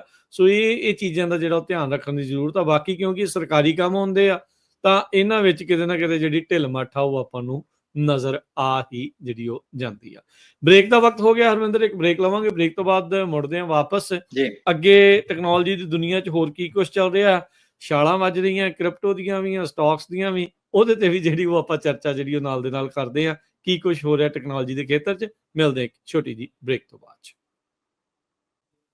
ਬ੍ਰੇਕ ਤੋਂ ਬਾਅਦ ਇੱਕ ਵਾਰੀ ਫਿਰ ਆਪ ਸਭ ਦਾ ਸਵਾਗਤ ਹੈ। ਸੋ ਤੋਂ ਪ੍ਰੋਗਰਾਮ ਚੱਲ ਰਿਹਾ ਜੀ ਪੰਜਾਬੀ ਟੈਕ ਟਾਕ। ਮੈਂ ਰਾਜਕਨਵੀਰ ਸਿੰਘ, ਜੁੜੇ ਹੋਏ ਨੇ ਨਾਲ ਹਰਵਿੰਦਰ ਸਿੰਘ ਕੰਗ। ਹਰਵਿੰਦਰ ਜੀ ਆਇਆਂ ਨੂੰ ਇੱਕ ਵਾਰੀ ਫਿਰ ਸਵਾਗਤ ਹੈ। ਸਤਿ ਸ੍ਰੀ ਅਕਾਲ। ਸਤਿ ਸ਼੍ਰੀ ਅਕਾਲ ਰਾਜਕਨਵੀਰ ਸਿੰਘ ਤੇ ਪੰਜਾਬੀ ਰੇਡੀਓ USA ਸੁਣਨ ਵਾਲੇ ਸਾਡੇ ਮਾਣਯੋਗ ਸਰੋਤੇ ਤੇ ਪੰਜਾਬੀ ਟੀਵੀ USA ਵੇਖ ਰਹੇ ਮਾਣਯੋਗ ਵਿਊਅਰਸ ਦਾ ਫਿਰ ਤੋਂ ਨਿੱਘਾ ਜੀ ਆਇਆਂ ਕਹਿੰਦੇ ਆ। ਟੈਕਨੋਲੋਜੀ ਦੀ ਗੱਲ ਕਰ ਰਹੇ ਸੀ, ਇਲੈਕਸ਼ਨ ਦੀ ਗੱਲ ਕਰ ਰਹੇ ਸੀ। ਟੈਕ ਬਰੋਜ਼ ਦਾ ਹਮੇਸ਼ਾ ਧਿਆਨ ਰਹਿੰਦਾ ਇਸ ਚੀਜ਼ ਦੇ ਵਿੱਚ। ਈਲਨ ਮਸਕ ਦਾ ਬਹੁਤ ਜ਼ਿਆਦਾ ਇਸ ਵਾਰ ਇੰਟਰਸਟ ਜਿਹੜਾ ਆ ਉਹ ਦੇਖਣ ਨੂੰ ਮਿਲਿਆ ਇਲੈਕਸ਼ਨ ਦੇ ਵਿੱਚ। ਉਹਨੇ ਡਾਰਕ ਮਾਗਾ ਜਿਹੜਾ ਉਹ ਵੀ ਜਿਹੜਾ ਨਾਲ ਜਿਹੜਾ ਚਲਾਇਆ ਟਰੰਪ ਉਹਨਾਂ ਦਾ ਵੀ ਪੂਰਾ ਉਸਨੇ ਸਾਥ ਜਿਹੜਾ ਉਹ ਦਿੱਤਾ ਆ। ਸੋ ਉਹਦਾ ਇੰਟਰਸਟ ਆਪਾਂ ਪਹਿਲਾਂ ਵੀ ਇਲੈਕਸ਼ਨ ਤੋਂ ਪਹਿਲਾਂ ਵੀ ਜਿਹੜਾ ਉਹ ਕੀਤਾ ਸੀ, ਕਿਤੇ ਨਾ ਕਿਤੇ ਪ੍ਰੋਫਿਟ ਨੂੰ ਲੈ ਕੇ ਵੀ ਆ, ਨਾਲ ਜਿਹੜੀਆਂ ਉਹ ਹੋਰ ਗੱਲਾਂ ਵੀ ਕਰਦਾ ਆ, ਕਈ ਕੁਛ ਜਿਹੜਾ ਉਹ ਕਹਿੰਦਾ ਰਹਿੰਦਾ ਆ। ਓਵਰਆਲ ਆਪਾਂ ਇੰਟਰਸਟ ਨੂੰ ਕਿੱਦਾਂ ਦੇਖਦੇ ਆ? ਇਹਦੇ ਮਲਟੀਪਲ ਰੀਜ਼ਨ ਜਿਹੜੇ ਆ ਮੇਰੀ ਆਬਜ਼ਰਵੇਸ਼ਨ ਦੇ ਉੱਤੇ ਸਾਹਮਣੇ ਆ, ਹਨਾ। ਚਲੋ ਕੁਛ ਸੋਸ਼ਲ ਇੰਟਰਸਟ ਆ, ਕੁਛ ਆਪਾਂ ਆਪਣੇ ਬੰਦਿਆਂ ਦੇ ਥਾਟ ਪ੍ਰੋਸੈਸਿਸ ਹੁੰਦੀਆਂ ਵਾ, ਜਿੱਦਾਂ ਆਪਾਂ ਮੀਡੀਆ ਮੈਨੀਪੂਲੇਸ਼ਨ, ਮੀਡੀਆ ਕੰਟਰੋਲ ਦੀ ਗੱਲ ਕਰਦੇ ਆ, ਇਮੀਗ੍ਰੇਸ਼ਨ ਦੇ ਮੁੱਦੇ ਹੋ ਸਕਦੇ ਆ, ਕਈ ਚੀਜ਼ਾਂ ਹੁੰਦੀਆਂ ਬੰਦਿਆਂ ਨੂੰ ਡੀਅਰ ਬਾਈ ਹਾਰਟ ਹੁੰਦੀ ਹੈ, ਹਨਾ। ਤੇ ਉਹ ਆਪਾਂ ਉਸ ਐਸਪੈਕਟ ਇੱਕ ਸਾਈਡ ਦੇ ਉੱਤੇ ਰੱਖਦੇ ਨੇ, ਆਪਣੀ ਡਿਸਕਸ਼ਨ ਆਪਾਂ ਟੈਕਨੀਕਲ ਤੇ ਬਿਜ਼ਨਸ ਦੇ ਉੱਤੇ ਹੀ ਰੱਖਦੇ ਆ ਸ਼ੋਅ ਦੇ ਵਿੱਚ, ਉਹ ਚੀਜ਼ਾਂ ਐਗਜ਼ਿਸਟ ਕਰਦੀਆਂ, ਹਨਾ। ਸੋ ਮੈਂ ਪਹਿਲਾਂ ਇਹ ਡਿਸਕਲੇਮਰ ਦੇ ਦਿੰਦਾ ਵੀ ਉਹ ਚੀਜ਼ਾਂ ਕੋਈ ਆਪਣੇ ਸਰੋਤੇ ਜਾਂ ਵਿਊਅਰਸ ਨੂੰ ਹੋਊਗਾ, ਉਹ ਸਾਰੀ ਚੀਜ਼ਾਂ ਨੂੰ ਐਗਰੀ ਕਰਦੇ। ਪਰ ਜਿਹੜੀ ਚੀਜ਼ ਤੇ ਆਪਾਂ ਫੋਕਸ ਕਰਦੇ ਹਾਂ ਇਹ ਆ ਕਿ ਇਹ ਮੇਰੇ ਪ੍ਰੋਫੈਸਰ ਹੈਗੇ ਆ, PhD ਆ ਯੂਨੀਵਰਸਿਟੀ, ਸਟੈਨਫੋਰਡ ਯੂਨੀਵਰਸਿਟੀ ਦੇ, ਜੈਫਰੀ ਫਾਈਫਰ, ਹਨਾ, ਜੈਫਰੀ ਫਾਈਫਰ। ਸੋ ਉਹਨਾਂ ਨੇ ਮੇਰੇ ਲਿੰਕਡਇਨ ਦੇ ਉੱਪਰ ਹੈ, ਮੈਂ ਉਹਨਾਂ ਦੀ ਲਿੰਕਡਇਨ ਹਨਾ, ਉਹਨਾਂ ਦੀ ਫੀਡ ਮੇਰੇ ਆਉਂਦੀ ਰਹਿੰਦੀ ਆ। ਸੋ ਉਹਦੇ ਵਿੱਚ ਮੈਂ ਦੇਖਦਾ ਸੀ ਉਹਨੇ ਇੱਕ ਬੜੀ ਵਧੀਆ ਚੀਜ਼ ਜਿਹੜੀ ਸਾਹਮਣੇ ਲੈ ਕੇ ਆਂਦੀ, ਤੇ ਮੈਨੂੰ ਲੱਗਦਾ ਸੀ ਵੀ ਆਪਾਂ ਆਪਣੇ ਸਰੋਤਿਆਂ ਨਾਲ ਸ਼ੇਅਰ ਕਰਦੇ ਹਾਂ। ਤੇ ਇਹ ਕਨਵਰਸੇਸ਼ਨ ਥੋੜਾ ਸਮਾਂ ਪਹਿਲੇ ਪੰਜਾਬ ਵਿੱਚ ਬੈਠੇ ਵੀ ਕਿਸੇ ਜਿਹੜੇ ਉੱਥੋਂ ਦੇ ਨਾਮੀ ਜਿਹੜੇ ਐਨਾਲਿਸਟ ਆ ਉਹਨਾਂ ਨਾਲ ਵੀ ਗੱਲ ਕਰਦੇ ਆਈ ਸੀ ਕਿ ਬਿਜ਼ਨਸ ਤੇ ਪੋਲਿਟਿਕਸ ਇਹ ਬਾਂਹ ਵਿੱਚ ਬਾਂਹ ਪਾ ਕੇ ਚੱਲਦੇ ਆ, ਠੀਕ ਆ। ਸੋ ਆਪਾਂ ਇਹ ਆ ਕਿ ਜਿਹੜੇ ਪੋਲੀਟੀਕਲ ਲੋਕ ਹੁੰਦੇ ਆ ਉਹਨਾਂ ਦਾ, ਜਿਹੜੇ ਬਿਜ਼ਨਸ ਵਾਲੇ ਲੋਕ ਹੁੰਦੇ ਆ ਉਹਨਾਂ ਦਾ ਪੋਲਿਟਿਕਸ ਵਿੱਚ ਇੰਟਰਸਟ ਹੁੰਦਾ ਹੀ ਹੁੰਦਾ ਹੈ ਨਾ। ਹੁਣ ਅਸੀਂ ਇੰਡੀਆ ਦੇ ਵਿੱਚ ਵੀ ਦੇਖਦੇ ਆ ਬਾਨੀ ਅੰਡਾਨੀ, ਹੈ ਨਾ, ਉਹ ਕਿੱਦਾਂ ਆਪਣੇ ਵਪਾਰ ਨੂੰ ਵਧਾਉਂਦੇ ਆ, ਸਰਕਾਰੀ ਸ਼ਾਇਦ ਉਹਨਾਂ ਨੂੰ ਜਾਂ ਸਰਕਾਰੀ ਹੈਲਪ ਜਿਹੜੀ ਉਹਨਾਂ ਨੂੰ ਚਾਹੀਦੀ ਹੁੰਦੀ ਆ। ਸੋ ਈਲਨ ਮਸਕ ਦੀ ਉਹਨਾਂ ਗੱਲ ਕੀਤੀ। ਸੋ ਉਹਨਾਂ ਕਿਹਾ ਕਿ ਈਲਨ ਮਸਕ ਤੇ $200 ਮਿਲੀਅਨ ਪੰਪ ਕੀਤਾ ਪ੍ਰੈਜ਼ੀਡੈਂਟ ਇਲੈਕਟ ਟਰੰਪ ਦੀ ਰੀ-ਇਲੈਕਸ਼ਨ ਦੇ ਬੈਨੀਫਿਟਸ ਦੇ ਵਿੱਚ, ਤੇ ਇੱਕ ਆਪਣੀ ਇੰਡੋਰਸਮੈਂਟ ਦਿੱਤੀ। ਆਫ ਕੋਰਸ ਉਹਨਾਂ ਬਹੁਤ ਜ਼ਿਆਦਾ ਜ਼ੋਰ ਵੀ ਲਾਇਆ, ਤੇ ਜਦੋਂ ਪ੍ਰੈਜ਼ੀਡੈਂਟ ਟਰੰਪ ਜਿੱਤ ਜਾਂਦੇ ਆ ਤੇ ਉਹਨਾਂ ਦੀ ਜਿਹੜੀ ਇੱਕ ਦਿਨ ਦੀ ਕਮਾਈ ਆ, ਕਿਉਂਕਿ ਟੈਸਲਾ ਨੇ ਬਹੁਤ ਛਾਲ ਮਾਰੀ ਤਾਂ ਜੰਪ ਕੀਤਾ, ਤੇ ਉਹ $20 ਬਿਲੀਅਨ ਉਹਨਾਂ ਜਿਹੜੀ ਆ ਉਹ ਕਮਾਈ ਉਹਨਾਂ ਨੇ ਕੀਤੀ। ਉਹਨਾਂ ਦੀ ਜਿਹੜੀ ਪ੍ਰੋਪਰਟੀ ਜਿਹੜੀ ਉਹਨਾਂ ਦੀ ਵਰਥ ਵੱਧ ਗਈ, ਹੈ ਨਾ, ਪੈਸੇ ਪੱਖੋਂ। ਸੋ ਉਹਦੇ ਵਿੱਚ ਕਹਿੰਦਾ ਕਿ ਡੈਫੀਨੇਟਲੀ ਉਹਨਾਂ ਦੀ ਜਿਹੜੀ ਅੱਖ ਹੈਗੀ ਆ ਵੈਲਿਊ ਦੇ ਉੱਤੇ, ਤੇ ਇੱਕ ਬੜੇ ਸ਼ਰੂਡ ਬੜੇ ਤੇਜ਼ ਇਨਵੈਸਟਰ ਆ, ਠੀਕ ਆ। ਤੇ ਹੁਣ ਉਹਦੇ ਵਿੱਚ ਇਹ ਆ ਕਿ ਪ੍ਰੈਜ਼ੀਡੈਂਟ ਟਰੰਪ ਦੀ ਡੋਮੀਨੇਸ਼ਨ ਆ ਗਈ ਆ, ਹੈਗੀ ਆਲਰੇਡੀ ਰਿਪਬਲਿਕਨ ਪਾਰਟੀ ਦੇ ਉੱਤੇ, ਤੇ ਇਹ ਦੇਖਣ ਨੂੰ ਲੱਗ ਰਿਹਾ, ਸਾਨੂੰ ਪਤਾ ਪ੍ਰੈਜ਼ੀਡੈਂਟ ਇੱਕ ਚੈਂਬਰ ਹੁੰਦਾ, ਦੂਸਰਾ ਚੈਂਬਰ ਸੈਨੇਟ, ਉਹ ਵੀ ਉਹਨਾਂ ਕੋਲੇ ਆ, ਤੇ ਦੇਖਣ ਨੂੰ ਇਹ ਲੱਗਦਾ ਕਿ ਸ਼ਾਇਦ ਤੀਜਾ ਬੈਂਚ ਜਿਹੜਾ ਗਵਰਨਮੈਂਟ ਦਾ, ਉਹ ਵੀ ਹਾਊਸ ਜਿਹੜਾ, ਉਹ ਵੀ ਉਹਨਾਂ ਕੋਲ ਹੈ ਨਾ, ਚਲਿਆ ਜਾਏ। ਤੇ ਜੇ $200 ਮਿਲੀਅਨ ਨੂੰ ਉਸ ਪਰਸਪੈਕਟਿਵ ਦੇ ਨਾਲ ਦੇਖਿਆ ਜਾਏ ਤਾਂ ਇੱਕ ਪਾਕਟ ਚੇਂਜ ਹੀ ਆ ਉਹਨਾਂ ਦੇ ਵਾਸਤੇ। ਹਾਂਜੀ, ਸੋ ਇਹ ਦੇਖੋ $200 ਇਨਵੈਸਟ ਕਰਨਾ ਤੇ $20 ਬਿਲੀਅਨ ਦਾ ਇੱਕ ਦਿਨ ਦੇ ਵਿੱਚ ਬੈਨੀਫਿਟ ਲੈਣਾ, 100 ਗੁਣਾ ਆਪਣੀ ਹੈ ਨਾ ਉਹਨੂੰ ਕਰ ਲੈਣਾ ਇੱਕ ਦਿਨ ਦੇ ਵਿੱਚ। ਹਾਂ, ਸੋ ਇਹਦੇ ਵਿੱਚ ਉਹਨੂੰ ਇਹ ਕਹਿ ਸਕਦੇ ਆ ਵੀ ਜਿਹੜੇ ਮਸਕ ਆ ਉਹਨੇ ਇੱਕ ਬੜੀ ਵਧੀਆ, ਕਹਿੰਦੇ ਕਿ ਜੂਆ ਲਾਇਆ, ਗੈਂਬਲ ਖੇਡਿਆ, ਤੇ ਉਹਨਾਂ ਦੀ ਬੜੀ ਇੱਕ ਬ੍ਰਿਲੀਅਨ ਇਨਵੈਸਟਮੈਂਟ ਦੇ ਤੌਰ ਦੇ ਉੱਤੇ ਵੀ ਉਹਨੂੰ ਦੇਖਿਆ ਜਾ ਸਕਦਾ। ਕਹਿੰਦੇ ਇੱਥੇ ਹੀ ਗੱਲ ਖਤਮ ਨਹੀਂ, ਆਉਣ ਵਾਲੇ ਸਾਲਾਂ ਦੇ ਵਿੱਚ ਆਪਾਂ ਦੇਖਾਂਗੇ ਵੀ ਉਹ ਇੱਥੋਂ ਸਾਰੇ ਆਈਡੀਆ ਤੋਂ ਕੀ ਲੈਂਦੇ ਆ। ਤੇ ਇਸ ਇੱਕ ਗੱਲ ਕਹਿੰਦੇ ਪੱਕੀ ਆ ਵੀ ਦੁਨੀਆ ਦਾ ਜਿਹੜਾ ਸਭ ਤੋਂ ਅਮੀਰ ਬੰਦਾ ਵਾ ਉਹ ਹੋਰ ਵੀ ਜ਼ਿਆਦਾ ਅਮੀਰ ਹੋਵੇਗਾ। ਸੋ ਆਪਾਂ ਆਪਣੇ ਟੈਕ ਦੇ ਟਾਕ ਸ਼ੋ ਦੇ ਵਿੱਚ ਇਹ ਗੱਲ ਕਰਦੇ ਨਾ ਕਿ ਆਪਾਂ ਜਿਹੜਾ ਆਈਡੀਆ ਹੈਗਾ ਸਾਰੀ ਇਹ ਰੇਡੀਓ ਦੇ ਉੱਤੇ ਆਪਣੀ ਗੱਲਬਾਤ ਕਰਨ ਦਾ, ਹਨਾ, ਆਪਣੇ ਪੰਜਾਬੀਆਂ ਦਾ ਅਮਰੀਕਾ ਦੇ ਵਿੱਚ ਸਭ ਤੋਂ ਵੱਡਾ ਮਾਧਿਅਮ ਆ, ਤੇ ਉਹਦੇ ਵਿੱਚ ਆਪਾਂ ਇਹੀ ਗੱਲ ਕਰਦੇ ਆ ਕਿ ਸਾਡੇ ਵੇਖੋ ਇਤਿਹਾਸ ਦੇ ਵਿੱਚ ਵੀ ਸਾਨੂੰ ਇਸ ਚੀਜ਼ ਦਾ ਪਤਾ ਵੀ ਆਪਾਂ ਬਾਰ-ਬਾਰ ਆਉਂਦਾ ਕਿ ਸਾਨੂੰ ਪੋਲਿਟਿਕਸ ਦੇ ਵਿੱਚ ਇੰਟਰਸਟ ਜਿਹੜਾ ਜ਼ਰੂਰ ਲੈਣਾ ਚਾਹੀਦਾ, ਹਨਾ। ਸਾਨੂੰ ਸਮਝ ਚਾਹੀਦੀ ਪੋਲਿਟਿਕਸ, ਜਿਹੜੇ ਗੁਰੂ ਗੋਬਿੰਦ ਸਿੰਘ ਮਹਾਰਾਜ ਦੇ 52 ਜਿਹੜੇ ਰੂਲ ਆਪਾਂ ਨੂੰ ਦਿਖਦੇ ਆ, ਹਨਾ, ਪਚਮ ਨਾ, ਉਹਨਾਂ ਦੇ ਵਿੱਚ ਵੀ ਇੱਕ ਰਾਜਨੀਤੀ ਨੂੰ ਸਮਝਣਾ ਬਹੁਤ ਜ਼ਰੂਰੀ ਹੈ। ਤੇ ਉਸ ਤੋਂ ਪਹਿਲਾਂ ਵੀ ਗੁਰੂ ਹਰਗੋਬਿੰਦ ਸਾਹਿਬ ਨੇ ਸਾਰੇ ਸਿੱਖਾਂ ਨੂੰ ਇਹ ਮੈਂਡੇਟ ਕੀਤਾ ਹੋਇਆ। ਸੋ ਆਪਾਂ ਜਿਹੜੇ ਟਾਈਮ ਦੇ ਵਿੱਚ ਰਾਜਕਰਨ ਇੰਡੀਆ ਦੇ ਵਿੱਚ ਗਰੋ ਅਪ ਹੋ ਰਹੇ ਹੁੰਦੇ ਸੀ, ਚਲੋ ਥੋੜੀ ਬਹੁਤੀ ਆਪਾਂ ਟੈਕ ਦੀਆਂ ਗੱਲਾਂ ਬਾਤਾਂ ਕਰਦੇ, ਥੋੜੇ ਓਪੀਨੀਅਨ ਵੀ ਆਪਾਂ ਸ਼ੇਅਰ ਕਰਦੇ ਆ, ਮੈਨੂੰ ਲੱਗਦਾ ਉਹ ਵੀ ਜ਼ਰੂਰੀ ਹੈ ਨਾ। ਸੋ ਉਹਦੇ ਵਿੱਚ ਇੱਕ ਚੀਜ਼ ਇਹ ਹੁੰਦੀ ਵੀ ਜਦੋਂ ਵੀ ਕੋਈ ਏਦਾਂ ਦੀ ਗੱਲ ਹੁੰਦੀ ਆ ਜਾਂ ਧਾਰਮਿਕ ਸਫੀਅਰ ਦੇ ਵਿੱਚ ਜਾਂ ਪਬਲਿਕ ਸਫੀਅਰ ਦੇ ਵਿੱਚ ਗੱਲ ਹੁੰਦੀ ਆ, ਤੇ ਆਪਣੇ ਨਾ ਜਿਹੜੇ ਸਾਡੇ ਕਲਾਸਮੇਟ ਹੁੰਦੇ ਸੀ, ਅੱਜ ਵੀ ਹੁਣ ਹੈਗੇ ਪਰ ਉਦੋਂ ਪੜ੍ਹਦੇ ਹੁੰਦੇ ਸੀ, ਉਹ ਇੱਕ ਗੱਲ ਨੂੰ ਕਰਕੇ ਤੇ ਪੱਲਾ ਝਾੜ ਦਿੰਦੇ, ਯਾਰ ਇਹ ਤਾਂ ਪੋਲਿਟਿਕਸ ਆ, ਇਹ ਤਾਂ ਪੋਲਿਟਿਕਸ ਹੋ ਗਈ। ਤੇ ਜਿਵੇਂ ਕੋਈ ਪੋਲਿਟਿਕਸ ਬੜੀ ਨੈਗੇਟਿਵ ਜੀ ਚੀਜ਼ ਹੋਵੇ, ਜਦ ਕਿ ਆਪਣੇ ਇਤਿਹਾਸ ਦੇ ਵਿੱਚ ਬਾਰ-ਬਾਰ ਇਹ ਚੀਜ਼ ਨੂੰ ਆਉਂਦਾ ਵਾ, ਸਾਨੂੰ ਮੈਂਡੇਟ ਵੀ ਆ ਪੋਲਿਟਿਕਸ ਨੂੰ ਸਮਝਣਾ। ਹਾਂ, ਪੋਲਿਟਿਕਸ ਨੂੰ ਸਮਝਣਾ ਜਿਹੜੀ ਆਪਾਂ ਈਲਨ ਮਸਕ ਵਾਲੀ ਗੱਲ ਕੀਤੀ ਉਹ ਉਸ ਹਿਸਾਬ ਦੇ ਨਾਲ ਤਾਂ ਨਹੀਂ, ਪਰ ਜਦੋਂ ਸਿੱਖਾਂ ਨੇ ਪੋਲਿਟਿਕਸ ਕਰਨੀ ਆ ਸਰਬੱਤ ਦੇ ਭਲੇ ਦੀ ਕਰਨੀ ਆ। ਸੋ ਉਹ ਕਿੱਦਾਂ ਕਰ ਸਕਣਗੇ ਜੇ ਅਸੀਂ ਪੋਲਿਟਿਕਸ ਤੋਂ ਬਚਦੇ ਰਵਾਂਗੇ। ਮੈਂ ਦੇਖਦਾ ਆਪਣੇ ਜਿੰਨੇ ਵੀ ਆਪਣੇ ਸਕੂਲ ਟਾਈਮ ਦੇ ਉੱਤੇ ਜਿਹੜੇ ਲੋਕ ਹੈਗੇ ਸੀ, ਜਾਂ ਆਪਣੇ ਕਾਲਜ ਟਾਈਮ ਦੇ ਉੱਤੇ, ਯੂਨੀਵਰਸਿਟੀ ਟਾਈਮ ਦੇ ਵਿੱਚ ਖਾਸ ਤੌਰ ਦੇ ਵਿੱਚ ਇੰਡੀਆ ਦੇ ਵਿੱਚ, ਉਹ ਕੋਈ ਬਾਲੇ ਪੋਲੀਟੀਕਲੀ ਅਵੇਅਰ ਨਹੀਂ ਹੈਗੇ, ਬਹੁਤ ਘੱਟ ਆ ਉਹਨਾਂ ਦੇ ਵਿੱਚ।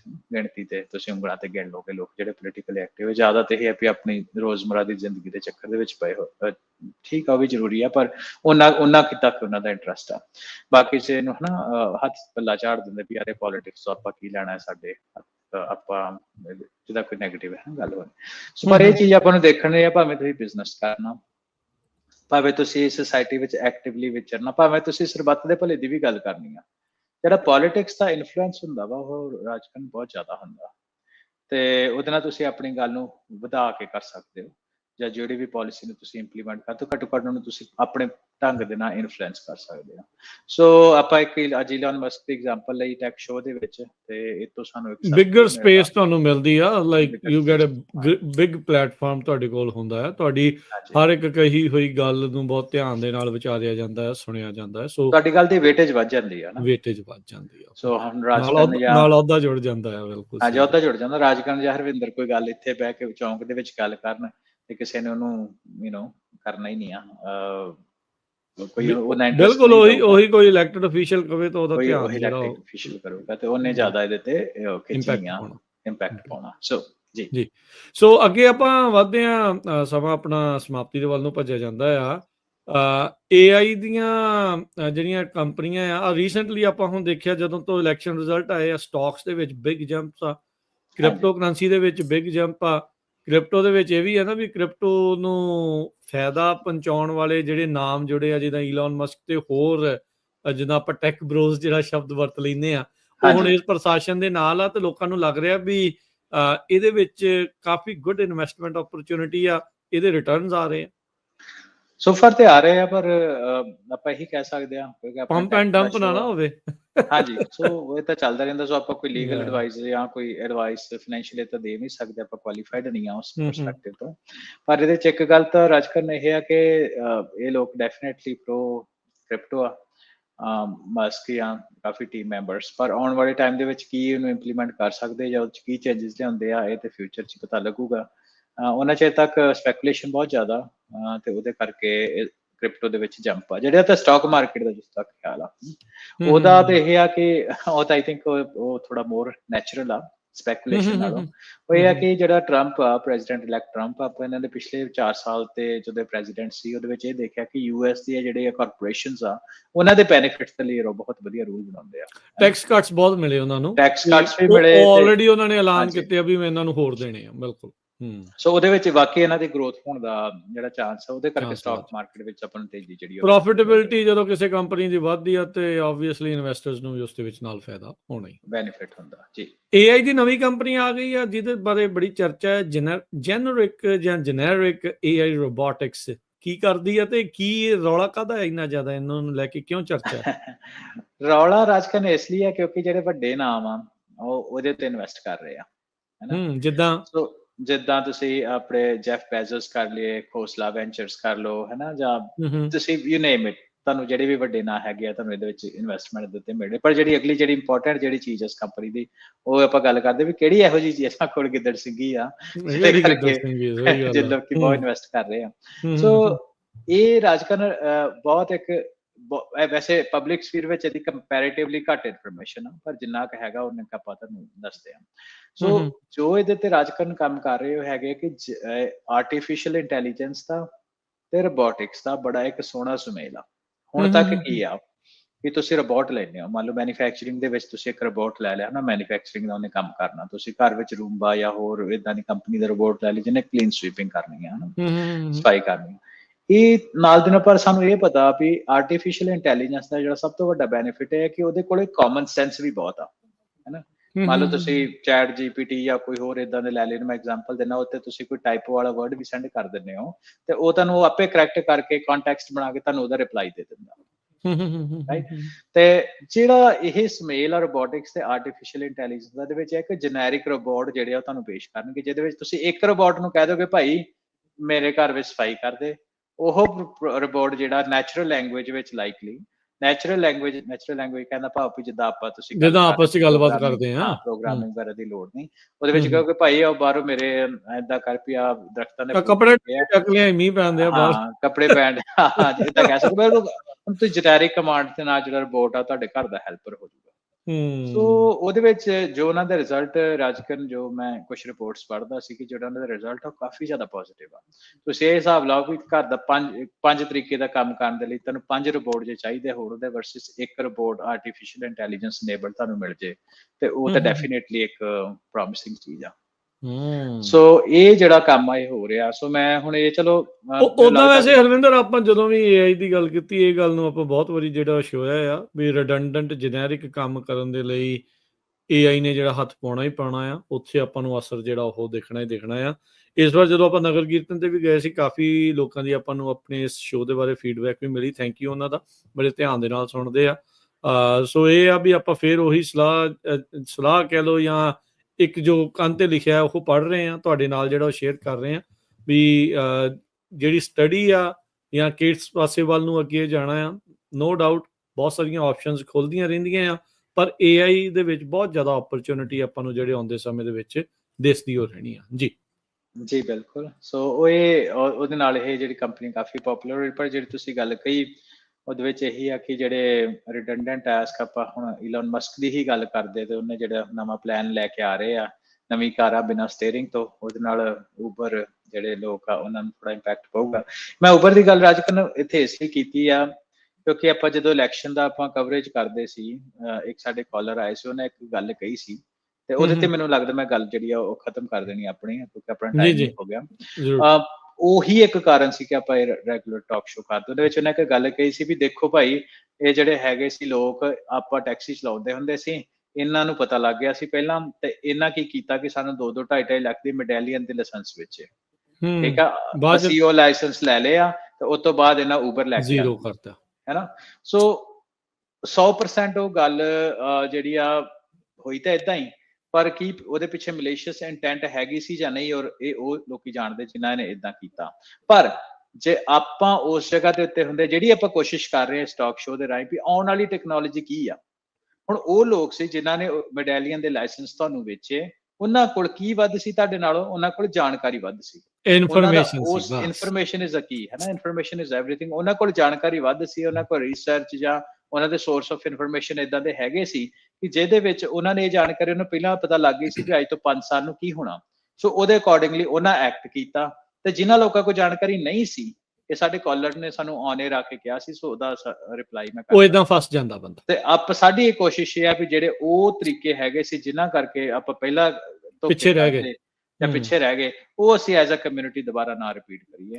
ਇਨਸਾਈਡਰ ਟ੍ਰੇਡਿੰਗ ਤਾਂ ਹੀ ਬੰਦਾ ਜੀ, ਤਾਂ ਹੀ ਉਹ ਬੈਨ ਆ, ਤਾਂ ਹੀ ਉਹ ਫੈਲਨੀ ਆ, ਜਾਂ ਤਾਂ ਹੀ ਉਹਦੇ ਤੇ ਜੁਰਮ ਜਿਹੜਾ ਉਹਨੂੰ ਮੰਨਿਆ ਜਾਂਦਾ ਵੀ ਜਿਹਨੂੰ ਪਤਾ ਵੀ ਕੰਪਨੀ ਬਹੁਤ ਤਗੜੀ ਕੋਈ ਚਿਪ ਬਣਾ ਰਹੀ ਹੋਵੇ, ਉਹਨੂੰ ਪਤਾ ਵੀ ਉਹਨੇ ਦੁਨੀਆ ਨੂੰ ਹਿਲਾ ਦੇਣਾ। ਆਬਵੀਅਸਲੀ ਜਦੋਂ ਕਿਸੇ ਨੂੰ ਪਤਾ ਲੱਗ ਜਾਂਦਾ, ਉਹ ਕਹਿੰਦਾ ਵੀ ਇਹਦੇ ਸਟਾਕ ਚੱਕੋ, ਵੀ ਇਹਦੇ ਵਿੱਚ ਆਪਾਂ ਨੂੰ ਬੈਨੀਫਿਟ ਜਿਹੜਾ ਹੋਣਾ, ਪਰ ਉਹ ਇਨਫੋਰਮੇਸ਼ਨ ਬਾਹਰ ਨਾ ਜਾਵੇ, ਲੀਕ ਨਾ ਹੋਵੇ। ਇਸ ਲਈ ਜਿਹੜੇ ਇਨਸਾਈਡਰ ਟ੍ਰੇਡਿੰਗ ਨੂੰ ਬਹੁਤ ਬਹੁਤ ਬਰੀਕੀ ਦੇ ਨਾਲ ਜਿਹੜਾ ਉਹ ਦੇਖਿਆ ਜਾਂਦਾ, ਤਿਰਛੀ ਨਜ਼ਰ ਜਿਹੜੀ ਉਹ ਰੱਖੀ ਜਾਂਦੀ ਹੈ। ਸੋ ਡਾਟਾ ਦਾ ਹੀ ਗੱਲ ਆ, ਇਨਫੋਰਮੇਸ਼ਨ ਦੀ ਜਿਹੜੀ ਉਹ ਗੱਲ ਆ। ਤੇ ਇਸ ਸ਼ੋਅ ਦੇ ਜ਼ਰੀਏ ਅਸੀਂ ਤੁਹਾਨੂੰ ਇਹੀ ਆਪਾਂ ਕਹਿੰਦੇ ਆ ਵੀ ਅਸੀਂ ਤੁਹਾਨੂੰ ਵੱਧ ਤੋਂ ਵੱਧ ਇਨਫੋਰਮੇਸ਼ਨ ਦੇਣ ਦੀ ਜਿਹੜੀ ਉਹ ਕੋਸ਼ਿਸ਼ ਕਰਾਂਗੇ ਕਿ ਇਸ ਤਰੀਕੇ ਦੇ ਨਾਲ ਟੈਕਨੋਲੋਜੀਜ਼ ਜਿਹੜੀਆਂ ਉਹ ਬਦਲ ਰਹੀਆਂ ਹੈਗੀਆਂ। ਤੇ ਆਪਾਂ ਲਈਏ ਫਿਰ ਇਜਾਜ਼ਤ, ਹਰਵਿੰਦਰ, ਮਿਲਦੇ ਹਾਂ ਅਗਲੀ ਵਾਰ। ਮਿਹਰਬਾਨੀ ਸਭ ਨੂੰ, ਪਿਆਰ ਭਰੀ ਸਤਿ ਸ੍ਰੀ ਅਕਾਲ।